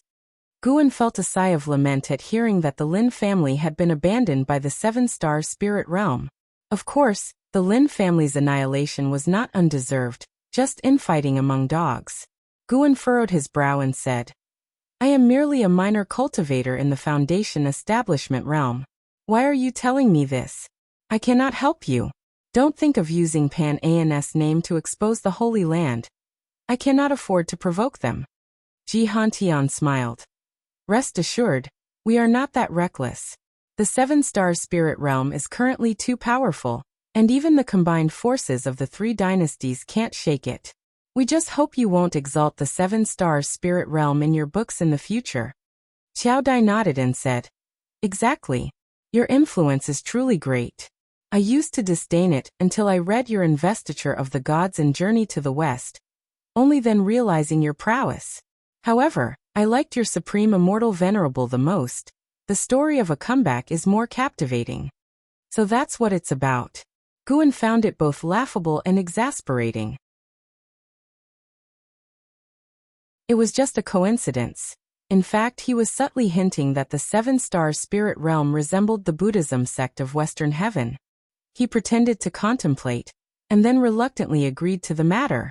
Seeing Guan seemingly hesitant, Ji Hantian and Xiao Dai didn't get angry. They too took a long time to process this information when they first learned about it. Not only did they have to expose the evil side of the seven-star spirit realm, but they also had to endure the pressure of confronting it directly. This was, after all, the most powerful force on the continent, with no equal. Guan couldn't help but ask, if the seven-star spirit realm wishes to enslave all beings, why engage in such roundabout methods? Even the combined forces of our three dynasties are no match for them, right? Xiao Dai replied, not all of the seven-star spirit realm is evil. On the ocean, it remains a holy land of the righteous path. Our continent is merely one region of the seven-star spirit realm, governed by the 6 stars cave and 7 stars cave. Over the past tens of thousands of years, the high-ups of the 6 stars cave sought extreme ways to break through the heavenly destiny, deceiving superiors and subordinates, leading to these consequences. In the unseen world, there exists chi fortune and incense. If the beings of the continent detest the 7-star spirit realm, the other star caves would surely notice. If the beings are exterminated, it would also attract the attention of surrounding forces. Fire can't be wrapped in paper, and most cultivators within the 7-star spirit realm are unaware of this, considering themselves disciples of the righteous path. Once again, it was the parasites within the righteous path committing atrocities, but the parasites of the 7-star spirit realm were in existence that the beings of the continent couldn't contend with. Guan feigned a sudden realization, then asked a few more questions, even mentioning the ephemera sect.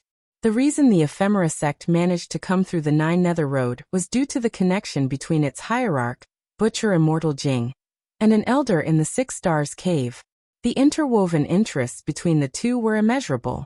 It seemed like they were allowing the ephemera sect to wreak havoc, but in reality, that elder wanted to devour the essence of the origin tree of ephemera. Once the 3 dynasties' cultivators sacrificed to the origin tree, the elder would strike, not only reaping benefits but also gaining a good reputation. The continent where the ephemera sect resided was also a subsidiary of the 7-star spirit realm, extremely distant from here, so far that the cultivators of the ephemera sect had to rely on the 9 Nether Road. Without Mahayana realm cultivation, they would surely die en route through the ocean. The 3 continued their conversation for an hour. Before leaving, Ji Hantian urged Guan not to spread this matter. With the current strength of the Supreme Sect, it was completely inadequate to contend against the 7-star spirit realm, so they had to endure. Guan rose to see them off. Watching Ji Hantian's departing figure, he very much wanted to ask about the Ji family's true stance towards the 7-star spirit realm. Currently, there were very few members of the Ji family in the Supreme Sect, practically just Ji Hantian's lineage. Speaking of which, when the evil demon broke free, Ji Xiaoyu gave Guan a jade pendant to temporarily keep. It recorded the crimes of the 7-star spirit realm, and after so many years, Ji Xiaoyu had yet to come to reclaim it. Using his divine sense, he noticed Ji Xiaoyu heading towards the Tianwei dynasty, moving towards the Eastern Ocean. What was this? Running away from marriage? Ji Hantian and Xiao Dai's visit did not affect Gu An's life. In the following days he visited the outer gate city more and more frequently, during the winter season with heavy snow falling. In front of the law enforcement hall's gate in the outer gate city, Guan and Yilan stood before a statue. After taking the elixirs from Guan, Yilan said helplessly, "This is too much. Senior brother, don't you cultivate? Are you spending all day making elixirs for me?" Guan patted the snow off her shoulder and laughed softly. "Don't worry. What I gave you is only a small part. The majority I consumed myself. How could you be more important in my heart than myself?" Yilan glared at him, but felt deeply moved inside. She wasn't foolish. Guan had definitely given her all the elixirs just to help her achieve the primordial reincarnation skill. She was puzzled.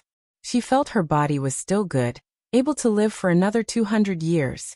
Why was her senior brother so insistent on her achieving it in the next 20 years? Did her senior brother think she could only live for 120 or 30 years? She didn't ask much as she chose to trust her senior brother. The two started talking about Zhenqin. For a long time, Guan bid farewell to Yilan and turned to leave. Watching him walk into the heavy snow, Yilan felt an inexplicable sense of loss. This feeling was strange. She felt she and her senior brother were growing further apart. After leaving the law enforcement hall, Guan began wandering the streets. Although the winter snow was heavy, some streets remained bustling.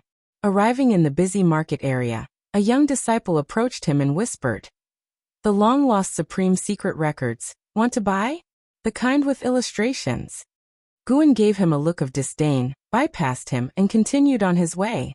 The young disciple persisted. After a dozen steps of entanglement, he finally gave up. "So hypocritical. I spit on you." The young disciple cursed at Guan's back. As he walked, Guan unknowingly arrived near the book collection hall, and suddenly noticed someone reading a book under an old tree beside the hall's courtyard wall. Reading Journey to the West, no less. Guan walked past and curiously asked, "Brother, why don't you read inside? There are seats in there." Foundation establishment realm, just average. Even his appearance was average. But Guan felt something off about his aura, so he used lifespan detection. Yu Yingying, Foundation establishment realm. 8th floor 124/400/5000 Maximum lifespan of 5,000 years? Why is the cultivation level so low? And the name is a woman's? Doesn't seem like she's disguised as a man. Yu Yingying looked up at Guan and replied, "It's too noisy inside. It's more peaceful here, and I can feel the nature." Then she suddenly scrutinized Guan, hesitated, and asked, "Are you Guan?"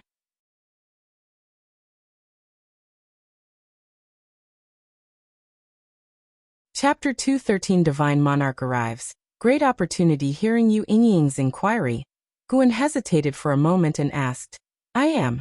Do you know me, Taoist friend?" Yu Yingying's eyes lit up and she said, "My name is Yu Yingying. Senior brother Xian recommended that I come to find you. I was originally going directly to your medicine valley, but couldn't resist coming to see Journey to the West first." "Senior brother Xian Tianyi?" "That's right. We are from the same sect in the Star Sea congregations. You might not know about the Star Sea congregations. They are a great sect overseas." She started introducing the Star Sea congregations, and Guan listened attentively, pondering why Xian Tianyi had sent her. Guan became increasingly certain that Yu Yingying was indeed a woman, merely using some miracle technique to make her aura and appearance resemble that of a man. Such means were truly impressive. Without using divine sense to probe her, she could deceive someone at the 9th level of the heaven and earth flying immortal realm like Guan. How could it not be impressive? However, since she came from the Star Sea congregations, it made sense. The Star Sea congregations had a long history, and had certainly produced heaven and earth flying immortals, possessing miracle techniques and divine skills that could deceive the senses of such beings. It wasn't unusual. Yu Yingying greatly admired Guan's investiture of the gods and Journey to the West, so her words were filled with praise. For a long time, Guan asked, "Taoist friend, you didn't come just to find me, did you? Coming all the way from overseas just for 2 books?" He didn't believe it. Yu Yingying surely had other motives. Yu Yingying nodded and said, "To be honest, senior brother recommended me to sit at the Supreme Sect. But fearing I would be bored, he suggested I come to see you. I am indeed very interested in your books." "To sit?" Guan became even more curious. Yu Yingying said, "Senior brother fears that the 7 stars spirit realm might attack the Supreme Sect. With me around, they would at least not dare to act rashly." So impressive? This Foundation establishment realm 6th layer cultivator seemed to have a significant background. What background could intimidate the 6 stars cave? Guan pondered while inquiring further, but Yu Yingying didn't want to say more. Later, Guan invited her to the 3rd Medicine Valley, but she refused politely, saying she had already rented a residence in the outer sect and would visit him if she felt bored. Guan was just being polite. Since she refused, he naturally wouldn't insist. Yu Yingying suddenly waved her sleeve, transforming into a slender woman in blue clothes, with fair skin and a beautiful face. Her eyes carried a playful and mischievous spirit. Her long hair reached her calves, the ends tied with a red scarf. Guan wasn't too stunned. Yu Yingying was indeed beautiful, but the most beautiful ones he had seen were Tian Yaoer and Ji Xiaoyu. The two women were equally matched in appearance, with different temperaments, making it hard to judge. Remember, this is my true appearance. Yu Yingying winked at Guan, then waved her sleeve again, turning back into the ordinary male image from before. Guan feigned a shocked expression, greatly satisfying Yu Yingying's vanity. After leaving her residence address, she turned and left. After she had gone far, Guan finally smiled. Hopefully, this woman could truly become the trump card of the Supreme Sect. 5 years swiftly passed by. During these 5 years, the Supreme Sect encountered no major troubles and developed steadily. Guan's life continued as usual, moving between different medicine valleys, and visiting the immortal-seeking island about once a year. He also successfully formed a core and officially became a core formation realm disciple, causing quite a stir in the Third Medicine Valley. In the evening, Guan rode on the Blood Prison Great Saint back to Mystic Valley. He spoke, "From today onwards, your cultivation level will be at the 2nd layer." As he finished speaking, he released a bit of the returning primordial spirit path from within the Blood Prison Great Saint, restoring its cultivation level to the 2nd layer, akin to the Foundation Establishment realm. The Blood Prison Great Saint felt the spiritual power within its body surge, filled with excitement. It wanted to let out a loud roar, but restrained itself. "Thank you, Master," the Blood Prison Great Saint said respectfully, its voice somewhat hoarse. It had been holding back for too long. Guan, sitting on its back, continued to offer instructions, which the beast listened to intently, fearing to offend Guan in the future. Once Guan finished, he placed his hand on the ox head of the Blood Prison Great Saint, imparting the primordial reincarnation skill to it. The Blood Prison Great Saint's eyes instantly turned vacant, its body halting. Guan wasn't in a hurry, beginning to admire the surrounding scenery. This was a sparse woodland located on a ridge, with views of other majestic mountains in the distance. When turning one's head, Guan suddenly noticed a powerful aura approaching the Supreme Sect. Wasn't this the 9-fingered Divine Lord he had encountered before on the Immortal-Seeking Island? Guan was curious. The Divine Lord's limit of 80,000 years of lifespan had left a deep impression on him. Why would such a powerful figure come to this backward continent? Compared to the surrounding sea areas and continents, the continent where the Supreme Sect was located was indeed backward. Naturally, due to the 7-star spirit realm, every 10,000 years, they would instigate a major demonic calamity. How could the human race on this continent ever prosper? After the demonic calamity ended, the 7-star spirit realm was quite restrained, causing no further troubles, but sending more disciples down the mountain to establish more connections with the secular world. Because of this, the 7-star spirit realm remained highly regarded in the immortal cultivation world, with many sects hoping to establish friendly relations with them. Guan silently pondered. After a long time, the Blood Prison Great Saint finally awakened, exclaiming excitedly, "What a domineering cultivation technique! Master, if I cultivate this technique for 1,000 years, can I ascend into the realm of immortal path in one leap?" It was willing to be Guan's steed for 1,000 years, with its cultivation sealed. It was perfectly suited to cultivate the primordial reincarnation skill during this time. That depends on whether you put in the effort. Guan replied with a smile. The Blood Prison Great Saint wanted to say more, but Guan patted its head, transmitting a message that someone was approaching, causing it to shut up immediately. "Let's continue on our way," Guan said. The Blood Prison Great Saint immediately resumed walking. The mountain path wasn't too steep, with the surrounding flowers and birds making the journey refreshing. Just as they exited the forest, a figure approached from ahead. It was the 9-fingered Divine Lord, still wearing a straw hat and looking travel-worn. He came before the Blood Prison Great Saint and asked, "May I ask if you are a disciple of the Supreme Sect, brother?" The Blood Prison Great Saint stopped, scrutinizing the man but unable to discern his depth. "I am Guan of the Supreme Sect. May I ask what brings you to our sect, Taoist friend?" Guan raised his hand in greeting, smiling as he asked. The 9-fingered Divine Lord had sought out Guan because he observed that among the local cultivators, Guan had the highest cultivation level. thus most likely belonged to the Supreme Sect. The Nine-Fingered Divine Lord looked up at Guan, feeling as if he had seen him somewhere before. However, with Guan only at the core formation realm, having encountered many with similar cultivation levels in his travels, he paid it no mind. I am Taoist Ninefinger, a loose cultivator wandering the world. I've heard of the Supreme Sect's reputation, and wish to join. May I ask if you could introduce me? Guan naturally didn't refuse, agreeing readily, and began leading the way. The Blood Prison Great Saint walked at a leisurely pace, and the Nine-Fingered Divine Lord was in no hurry, using the time to learn more about the Supreme Sect from Guan. He asked many questions and Guan answered them all, his forthrightness furthering the Divine Lord's favorable impression of him. After a considerable time, the two grew closer.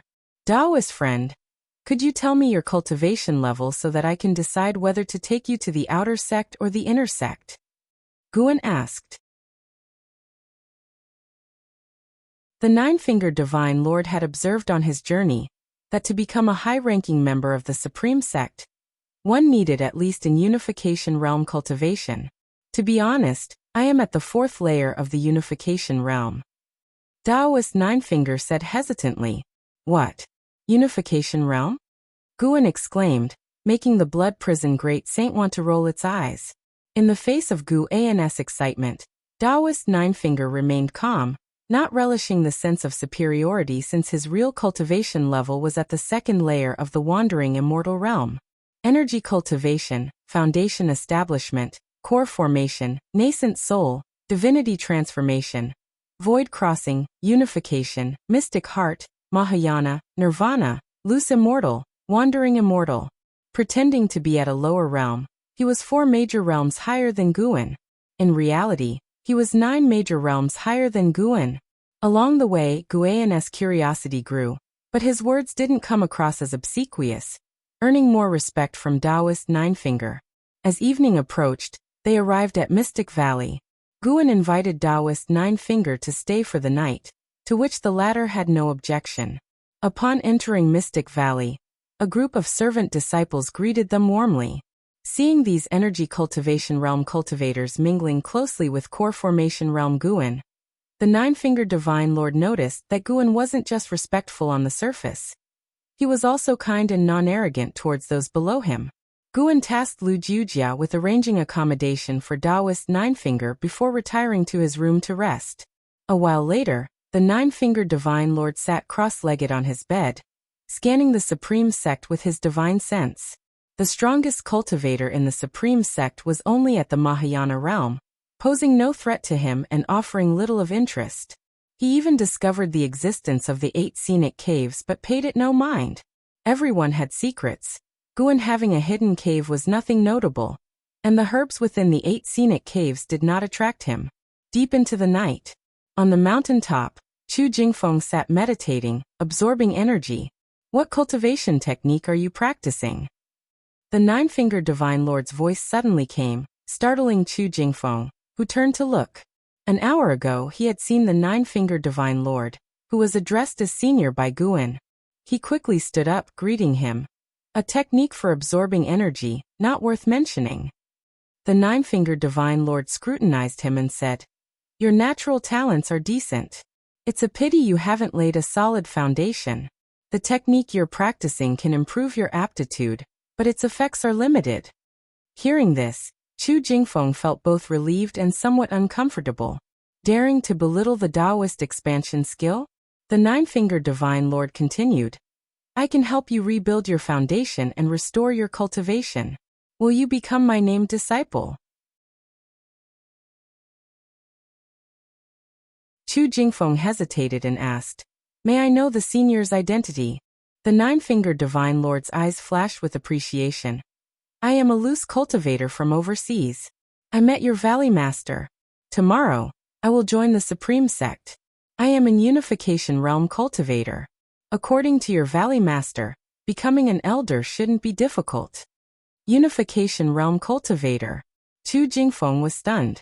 To him, Unification Realm cultivators were exalted, unapproachable beings. He gritted his teeth and said, "I need to discuss this with the Valley Master. He took me in when I was in distress. I can't just leave. Ha ha ha, talk to him tomorrow then. The nine-fingered divine lord laughed, then turned and left. This foolish boy didn't realize he had encountered a great fortune.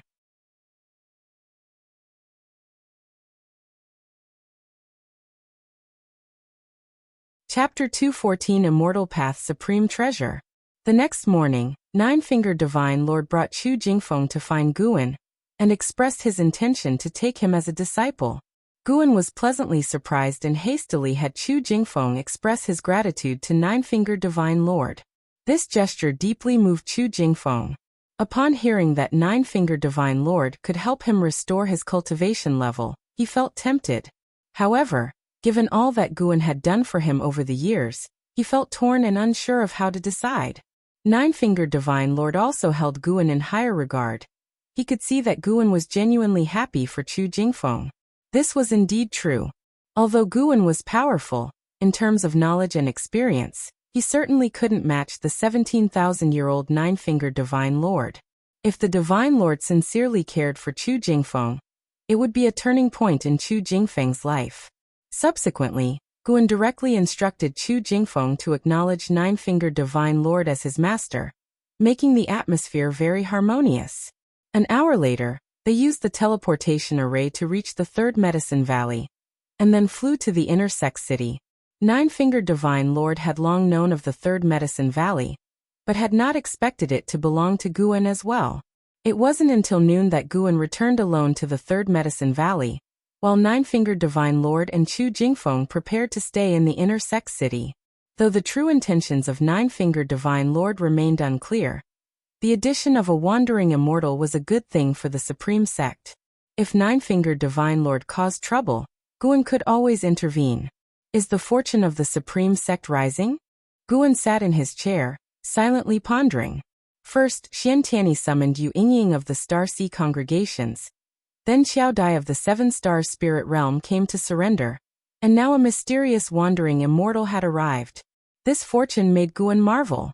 He didn't overthink it, and began to practice alchemy. In the dead of night, Guan arrived at Heavenly Phoenix Mountain. He first visited his own grotto heaven, and then made his way along the tunnel to Nianchu Cave. The two cat demons had grown up. Though they had not yet shapeshifted, they now appeared as large as leopards, lying prone on the ground, seemingly napping but actually absorbing nature's spiritual energy. Tian Yaoer heard Gu An's footsteps and immediately stepped out of the house, appearing before Guan as if teleporting. She was about to throw herself into his arms when he pressed her forehead with his finger, stopping her from moving forward. You are a bit slow, not fast enough. Guan was referring to Tian Yaoer's limitless freedom step. Tian Yaoer pouted and asked, Master, did you go to your grotto heaven first? Yes, Guan responded, then walked past her. The medicinal herbs in the grotto heaven were all at least 7th rank, taking much longer to mature compared to low-rank medical herbs, so he couldn't harvest them yet. However, once he could harvest them, he would surely gain a large amount of lifespan at once. Even without relying on the grotto heaven, Guan could now accrue nearly 300,000 years of lifespan each year. Tian Yaoer caught up and curiously asked, Master, when will we move in there? The grotto heaven was much more spacious, while Nianchu Cave felt too stifling. You can go in any time you want, just don't forget about Nianchu Cave, Guan replied. A look of disappointment flashed in Tian Yaoer's eyes. She had hoped to live with Guan, thinking he was planning to move in because of the many high-rank medical herbs planted there. She didn't press the matter, but instead started talking about recent events. The previous night, a great demon had fought in Heavenly Phoenix Mountain, causing a huge commotion that made her very nervous, fearing a demon might break into Nianchu Cave. Their conversation continued leisurely. Soon Tianqing and Tianbai were awakened by their chatter. Seeing Guan, the two cat demons grew delighted and immediately rushed over. Master! Master, you finally came. The two cat demons' voices sounded sweet, like two young girls coyly addressing Guan. Guan almost got goosebumps. He felt that Tian Yaoer had spoiled these two cat demons. They sat down at the stone table, and Tian Yaoer brought out some fine wine, saying, Master, do you have more of Journey to the West? I just read the part where Sun Wukong fights the white bone demon. Monk Tang is really frustrating. Guan took out the latest scroll from his storage bag and placed it on the table. He joked, "Why didn't you side with the demons? Sun Wukong is also a demon. I support him. Monk Tang may save demons, but he's so oblivious." "Master, do humans have a legend about seeking scriptures?" Tian Yaoer asked indignantly. "No, it's just a story I made up." "Really? It feels so real." "When you become a great demon, you can also rule Heavenly Phoenix Mountain." "Hehe, that's what I thought too. When the time comes, I'll call myself the beautiful Phoenix King and form the 7 great saints." Talking about such things excited Tian Yaoer. She chattered on enthusiastically. Guan found it amusing. Indeed, boasting needed no teaching. It came naturally with imagination. As they chatted, Guan sensed a vast aura from a distance. His divine sense instinctively followed, but the aura quickly vanished. Guan speculated it might have come from a minor heaven and earth realm. Thinking of such vastness, he first considered the 7 stars spirit realm. Only the minor heaven and earth realm of the 7 stars spirit realm could be so well hidden. Of course, Guan's divine sense could locate the minor heaven and earth realm of the 7 stars spirit realm, but the restrictions there were highly advanced. Sneaking in unnoticed was beyond his capability. If he forced his way in, it would certainly alert the cultivators of the 7 stars spirit realm. Are they up to something again? Guan pondered as he dealt with Tian Yaoer. With the passage of summer into autumn, the weather remained hot. At noon, Guan rode the blood prison Great Saint to the outer gate city. There, he overheard cultivators talking about a recent event. An immortal path supreme treasure. Did you hear? There are signs of an immortal path supreme treasure in the demon land. What's an immortal path supreme treasure? I don't know either. I heard it's an immortal's magic artifact. Possessing it grants the power of an immortal. I heard about it too, but no one knows the exact location yet. Is this immortal path supreme treasure more powerful than the heaven-cutting axe? Guan listened silently, but the blood prison Great Saint, unable to contain his curiosity, asked, "Master, is there really such an immortal path supreme treasure?" Guan did not answer but looked ahead. Yu Yingying approached, hands behind her back, her face beaming with a smile. "It's true. Want to know more?" she asked. The blood prison Great Saint nodded, eagerly looking at her. However, Yu Yingying rolled her eyes at him and then looked at Guan. Guan smiled and said, "Of course, I'm also interested. Come to my residence, I have something to discuss with you," Yu Yingying said, turning to leave. Guan patted the Great Saint, signaling him to follow. After 30 minutes, they were sitting in a courtyard. Yu Yingying and Guan sat across from each other at a stone table. She began to introduce the Immortal Path Supreme Treasures. The world has magic artifacts, Dharma treasures, and immortal treasures. Immortal treasures are magic artifacts crafted at the Immortal Path realm, only wielded by an immortal's mana. But an Immortal Path Supreme Treasure is crafted by the mightiest of the Immortal Path, each imbued with an immortal spirit. These supreme treasures not only contain immense power, but also remain unaffected by the passage of time. The beings who crafted them either left the mortal world or have passed away, but the treasures endure. The Starseed congregations possess one such supreme treasure, the Starseed Primordial Unity Banner, which is their church treasure. The Holy Land, the 7 Stars Spirit Realm, also has an Immortal Path Supreme Treasure, the 7 Stars Mirror, which is likewise their church treasure. Recently, it is said that the 7 Stars Spirit Realm discovered another fake immortal treasure, and the entire ocean is competing for it. I hadn't expected the news to spread so widely that even the low-level cultivators of the Supreme Sect would hear of it. Guan, curious, asked, "What is a fake immortal treasure?"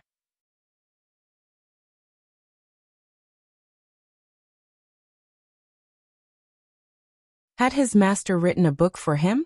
Who was Sun Wukong? Could it be the monkey in Tianya Valley? Thinking of those 3 monkeys, the blood prison Great Saint felt angry. Those 3 always stealthily pulled his fur, and he couldn't catch them. 2 hours passed like this. Yu Yingying brought tea and snacks, indicating she had no intention of letting Guan leave. In the few years since arriving at the Supreme Sect, She hadn't sought out Guan because she was busy reading. She had read through all the books in the book collection hall. A determination that impressed even Guan. At that moment, a high-pitched dragon's roar echoed from the sky. Yu Yingying's face changed and she murmured, "Dragon-slaying spear Qi Jiuxiao."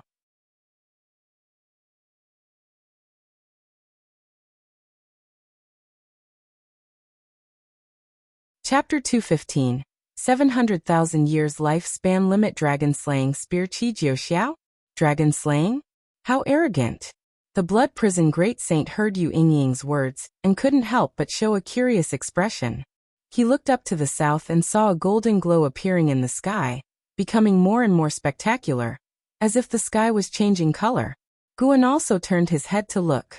In fact, he had already seen the figure of the approaching person.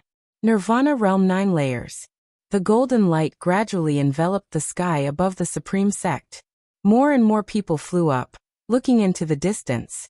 Dragon roars echoed continuously, growing louder, indicating that the person was getting closer. Soon, a 1,000-foot-long 5-clawed golden dragon flew from the horizon. Its majestic and imposing figure shook the outer gate city. Guan saw that in the dragon's head was a long spear, entirely golden, with a golden dragon coiled around the shaft, its mouth spitting out the spear blade, exuding dominance. That was a very extraordinary Dharma treasure. Perhaps it was the immortal treasure that Yu Yingying mentioned. This golden dragon was condensed from the immortal treasure, and was not a true dragon. Standing on the dragon's head was a man wearing a gold-patterned white robe, a red belt around his waist. His shoulders were broad, his posture upright. His aura couldn't be concealed. His face was handsome, his long hair coiled under a crown, with 2 strands of black hair hanging in front of his ears, fluttering in the wind. Qi Jiuxiao stood high above, looking down at the supreme sect, a smirk on his lips, and his gaze arrogant. Gu An's gaze locked onto him, throwing a lifespan detection at him. Qi Jiuxiao, Nirvana Realm 9 layers 998/25000/70000, 700,000 years of ultimate lifespan. Very exaggerated. This guy wasn't even 1,000 years old yet, and was already in the Nirvana Realm 9 layers? No wonder he was so proud. Who is this person? The blood prison great saint couldn't help but ask. He could feel that the other party was definitely above the Mahayana realm. Yu Yingying looked up at the sky and said softly, "He is a disciple of the Star Sea congregations, with top-notch talent. At the age of 500, he stepped into the realm of immortal path. The golden dragon he rides is transformed from the dragon-slaying spear, which is an immortal treasure refined by an ancient immortal. Although it is not as great as the supreme treasure of the immortal path, with this spear, even a loose immortal would find it difficult to kill him." Qi Jiuxiao, standing high above, looked down and saw Yu Yingying through the sky. He slightly raised an eyebrow and suddenly leaped down. The city protection array of the outer gate city was instantly disturbed, but it was broken as soon as it appeared, with no resistance whatsoever. He fell like swift thunder, landing in the courtyard of Yu Yingying's residence, startling the blood prison great saint to his feet. As did Guan. Qi Jiuxiao ignored him and Guan, his eyes fixed on Yu Yingying, and he laughed. "Little girl, what are you doing here?" "Little girl? How did your master teach you to speak?" "Haha, so this is the supreme sect that Xian Tianyi comes from?" Really weak. I heard he wants to deal with the 7 stars spirit realm. Your master is running around making connections, but the higher-ups are unmoved."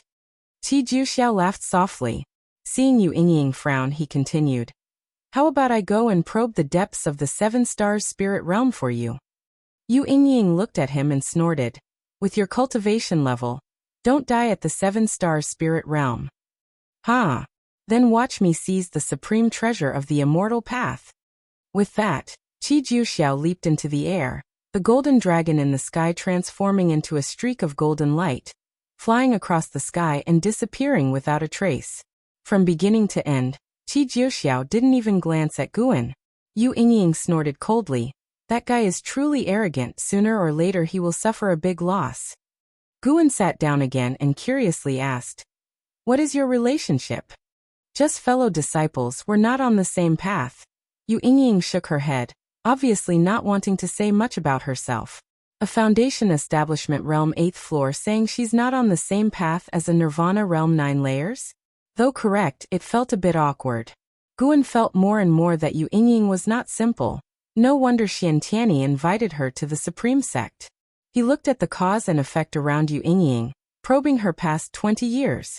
However, he only saw various scenes of Yu Yingying throwing tantrums and being domineering, with Xian Tianyi pleasing her. Letting him stir things up is good. Your Supreme Sect is dissatisfied with the 7 Stars Spirit Realm anyway. Yu Yingying continued. Guan remained silent, not responding. Yu Yingying could see that he didn't want to cause trouble. Xian Tianyi had mentioned this before. Let's continue talking about Journey to the West. Yu Yingying laughed. At this moment, the entire Supreme Sect was in an uproar, all disciples discussing Qi Jiuxiao. In a mansion in the main city of the sect, Xiao Dai stood on the eaves frowning. Dragon-slaying spear. Why is he here? Could it be that the 7-star spirit realm really has the supreme treasure of the immortal path? But why bring the supreme treasure to this continent? Xiao Dai was filled with confusion. He felt it was not a coincidence. The 7-star spirit realm must have a plan. Qi Jiuxiao's appearance marked the beginning of the competition for the supreme treasure of the immortal path. In the days that followed, powerful presences occasionally swept past the Supreme Sect, and divine senses occasionally scanned the Supreme Sect. This made the atmosphere within the Supreme Sect tense, fearing they would suffer in the crossfire. 5 days later, LV Batian came to find Guan. The two hid in a room to talk. After setting up a restriction, LV Batian couldn't help but sigh. Lately, many great cultivators from overseas are arriving. The peace of this continent is about to be broken. He felt very aggrieved. Those overseas great cultivators freely probed the Supreme Sect without greeting, completely ignoring them. The most crucial part was that the Supreme Sect had to endure it. Not only the Supreme Sect, but the 3 dynasties and all sects felt this way. After surviving the demon calamity, all sects were eager to grow stronger.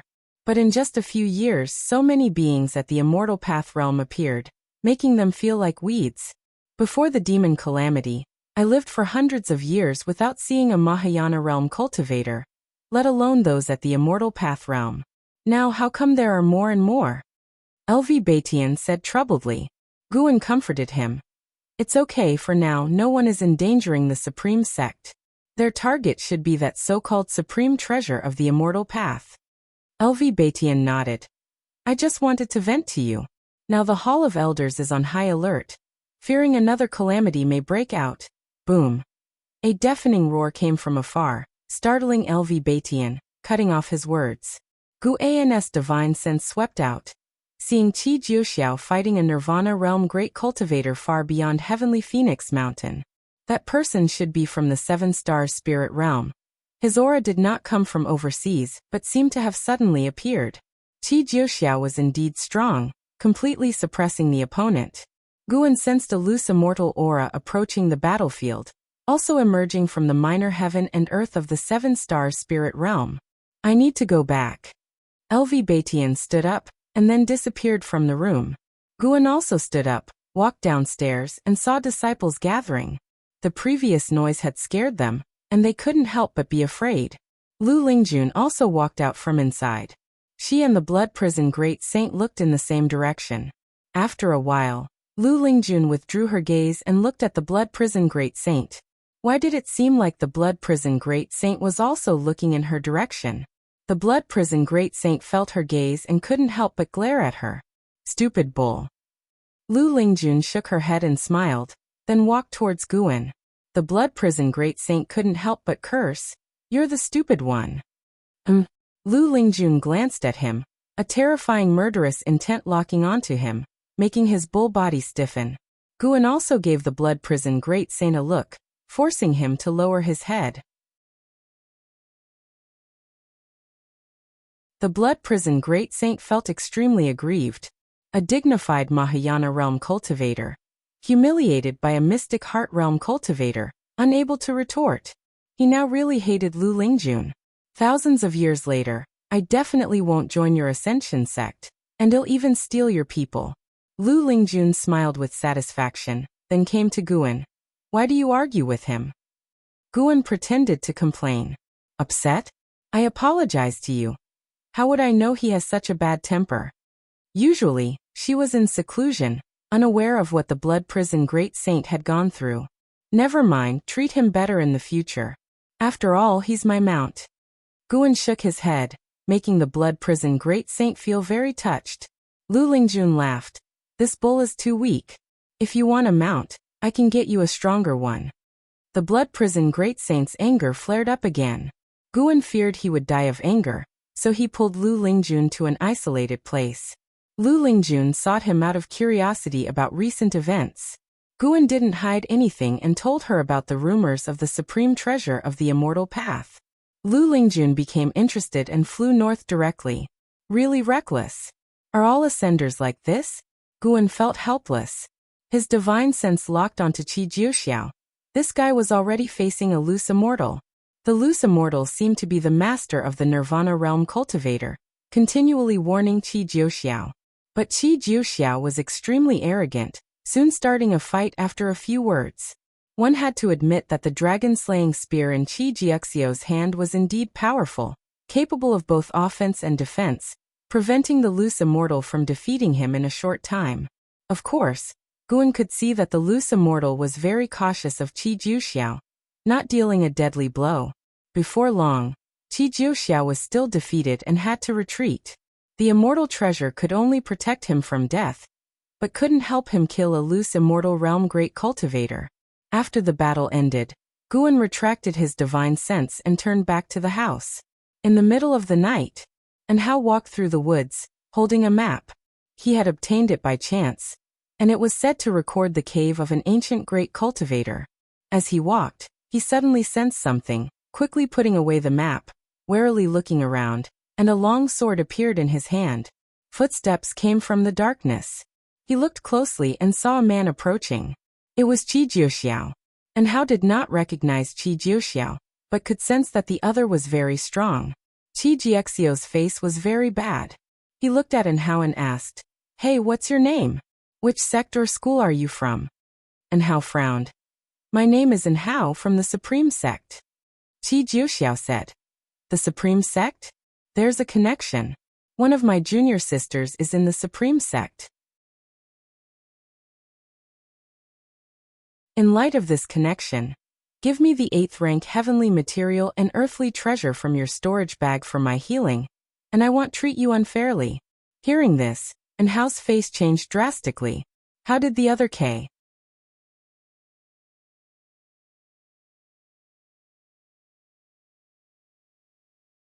Chapter 216, Soaring Dragon 9 Transformations. Divine Exotic City. Qi Jiuxiao noticed Hao's tension, so he raised his hand, took out a scroll, and threw it to Hao.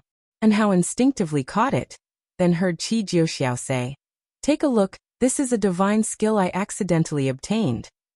After saying that, Qi Jiuxiao sat down cross-legged and began to cultivate energy to heal his wounds. Hao hesitated for a moment before he delved his divine sense into the scroll. After a while, Hao's face changed dramatically, and the hand holding the scroll trembled. He withdrew his divine sense, then took out an 8th rank heaven and earth treasure from his storage bag, a bright red spirit flower, and presented it to Qi Jiuxiao. Qi Jiuxiao beckoned with his hand, and the 8th rank spirit flower flew into his hand. He stood up, took out a medicine cauldron that was about a zhang tall, tossed the spirit flower into it, and then added numerous medicinal herbs. After lighting the fire, he took out a small bottle and poured water into the cauldron. The small bottle seemed to contain an otherworldly space and never ran dry. When the cauldron was filled with water, Qi Jiuxiao sealed the bottle and put it back into his storage Dharma artifact. He looked at Hao and said, "You can leave now." With that, he leaped into the air and landed inside the medicine cauldron. Hao hesitated for a moment, but did not leave. Instead, he sat down under a nearby tree and began to comprehend the divine skill given by Qi Jiuxiao. Soaring Dragon 9 Transformations. Just by looking at the description of the divine skill within the scroll, Hao couldn't help but feel his blood boil. Thus day after day passed. 7 days later. Qi Jiuxiao leaped out from the medicine cauldron. When he landed on the ground, his wet robes quickly dried, and wisps of white smoke coiled around his body.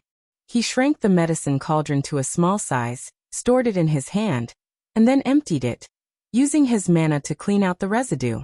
At the same time, he looked into the distance. Through the gaps in the leaves, he saw an azure dragon tumbling in the sky beyond the forest. This kid's comprehension is extraordinary. Qi Jiuxiao was secretly astonished. In just a few days, and Hao had managed to master the divine skill. Such talent was rare even in the Star Sea congregations. After putting away the medicine cauldron, he disappeared without a trace in the forest. The next second, he appeared in the sky, blocking the azure dragon. The azure dragon, which Hao had transformed into, was 3 zhang long, not very large, but full of imposing presence. Upon seeing Qi Jiuxiao, the azure dragon shook and transformed back into Hao, who excitedly said, "This divine skill is amazing. After transforming, I feel like a true dragon, and my speed has increased significantly." Qi Jiuxiao said proudly, "Of course, I am Qi Jiuxiao of the dragon-slaying spear. How could I deceive you, kid? The value of this divine skill far exceeds the 8th rank heaven and earth treasure. You should thank me." Upon hearing this, Hao immediately bowed and thanked Qi Jiuxiao. Qi Jiuxiao's face was full of smiles, though he felt a bit jealous inside. He had originally thought that even if he passed the Soaring Dragon 9 transformations to Hao wouldn't be able to learn it, making himself appear generous without any loss. Who would have thought? Qi Jiuxiao sized up Hao and said, "Kid, why don't you join the Star Sea congregations? The Supreme Sect is too small for you. With your talent, if you join the Star Sea congregations, you'll reach the Mahayana realm within 500 years. Hao frowned slightly upon hearing this. Reaching the Mahayana realm at 500 years old was impressive, Hao had always thought of his own talent as unparalleled, so he didn't see reaching the Mahayana realm in 500 years as a difficult feat. Even Xiantiani was only a few hundred years old. Qi Jiuxiao continued to boast about the greatness of the Star Sea congregations. When he mentioned Xiantiani, Hao finally grew interested. He had a very good relationship with Xiantiani. However, in Qi Jiuxiao's words, Xiantiani was just a fellow disciple with decent talent. The reason Xiantiani was mentioned was that he also came from the Supreme Sect. "Forget it, I'm not going to the Star Sea congregations. I want to stay in the Supreme Sect," Hao said, shaking his head. Qi Jiuxiao did not try to persuade him further. After all, he wasn't the sect hierarch of the Star Sea congregations, so making a few recruiting gestures was enough. "Why did you appear in this area?" Qi Jiuxiao asked. Hao did not conceal anything and said, "I was originally training and heard the legend of the Immortal Path Supreme Treasure. I wanted to see it for myself." Qi Jiuxiao laughed and said, "How about joining forces? Well, rely on our abilities when the time comes." Hao hesitantly asked, "Can my cultivation level really help you? I'm not very familiar with this continent. You can tell me about the events happening here, and I'll guide you in cultivating the Soaring Dragon 9 transformations. How about that?" "All right, thank you, Senior," Hao responded excitedly. The reason he did not leave was that he wanted to learn more skills from Qi Jiuxiao. Then the two of them flew off in one direction. As autumn arrived, the scorching heat between heaven and earth gradually dissipated. The influence of the Immortal Path Supreme Treasure continued to increase, attracting more and more cultivators to head north in search of opportunities. Guan was not affected and continued to live his plain yet interesting life. Occasionally, he would visit the Outer Gate City to chat with his friends about the various events stirred up by the Immortal Path Supreme Treasure. One day, Yilan came to find Guan, and also spoke about the immortal cultivation world. A faction of the Tianwei dynasty was flattened by overseas great cultivators, causing panic in the immortal cultivation world. Fortunately, our supreme sect is protected by Sword Venerable Fu Dao. Otherwise, those great cultivators from overseas wouldn't dare to act recklessly, Yilan said with concern. The battle took place at night, and Guan had sensed it, but he didn't intervene. He had no relationship with Tianwei, so naturally he was too lazy to take action. Such calamities were not uncommon in the immortal cultivation world. The overseas great cultivators who intervened were only at the Mahayana realm, but they were enough to crush a great sect with 1,000,000 disciples. Guan reminded her. Then you should go out less and stay in the sect to cultivate. Yilan nodded and said, I'm now stationed at the law enforcement hall, doing idle tasks all day, and spending most of my time taking elixirs and absorbing energy. She was already 101 years old, and her maximum lifespan was only 130 years. Time was running out. Now, besides growing flowers and plants, Guan supervised her cultivation. Unlike Xiaochuan, Yilan was quite ambitious, so Guan was willing to help her.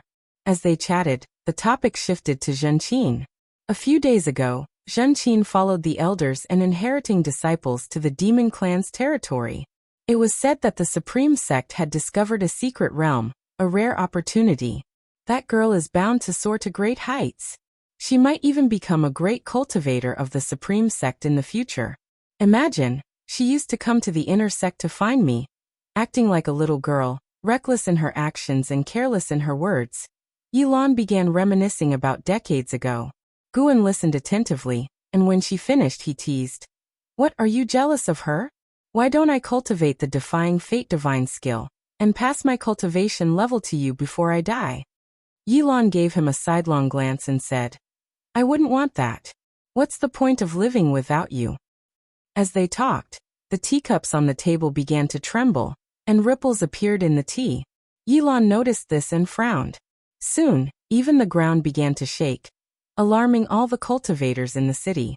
Guan's gaze turned towards the depths of the continent to the desolate plains where a giant city was rising from the ground, occupying a 1,000-mile radius. Dust filled the sky, and the momentum was magnificent. That was. Guan could sense the vast power contained within the city. It was a Dharma treasure, the strongest he had ever seen. He immediately thought of a name. Immortal Path Supreme Treasure. The restrictions contained in this treasure were not only advanced, but also very complex. Guan even sensed the aura of karmic rules. A city that occupied a 1,000-mile radius was colossal, with walls 100 zhang tall. The city filled with buildings, palaces, and towering spires. Despite its ancient and dilapidated appearance, the city had crossed the long river of time. With the arrival of this city, the great cultivators scattered across the continent all rushed towards it, including Qi Jiuxiao and An Hao. Even Li Ya and Zhang Buku joined the excitement. I'm going out to take a look. Yilan said this and then leaped into the air, stepping on her flying sword as she left the residence. Guan picked up his teacup and continued drinking tea, watching the excitement. He saw numerous cultivators from the 7 Stars spirit realm enter the city, and once they did, their figures disappeared, and their auras weakened. Guan, at the 9th level of the heaven and earth flying immortal realm, could barely catch their auras. Even so, it was difficult for cultivators of lower realms. No matter how many cultivators flew into the city, it remained silent. No one was seen, and no signs of life could be detected. The divine exotic city is open. All beings under the heavens can enter the city and find their immortal fate. A booming and ancient voice resounded throughout the heavens and earth, reaching every corner of the continent. Wandering immortal. Guan raised an eyebrow. The 6 Stars cave only had one wandering immortal. Now, with the appearance of a second, had the death of the divine soul true lord been discovered? After a while, Yilan flew back. The disturbance seems to be coming from afar. This divine exotic city sounds extraordinary. I really want to see it, Yilan said wistfully as she sat opposite Guan. Guan shook his head and said, such immortal fate is not something cultivators like us can reach. I know. Don't worry. I won't go looking for death. With my cultivation level, I might die before even seeing the divine exotic city, Yilan said with a smile, shaking her head. Guan didn't comfort her. It was indeed the truth. About an hour later, Guan left under Yilan's urging. In the days that followed, various legends about the divine exotic city circulated within the supreme sect. Shenzhen especially visited Guan, bringing many tales of the divine exotic city. I heard from a senior that the divine exotic city is an ancient immortal city, hidden and elusive. Each appearance can change the world. Our predecessors in the Daotian sect once excavated an ancient site and found an inscription mentioning the divine exotic city.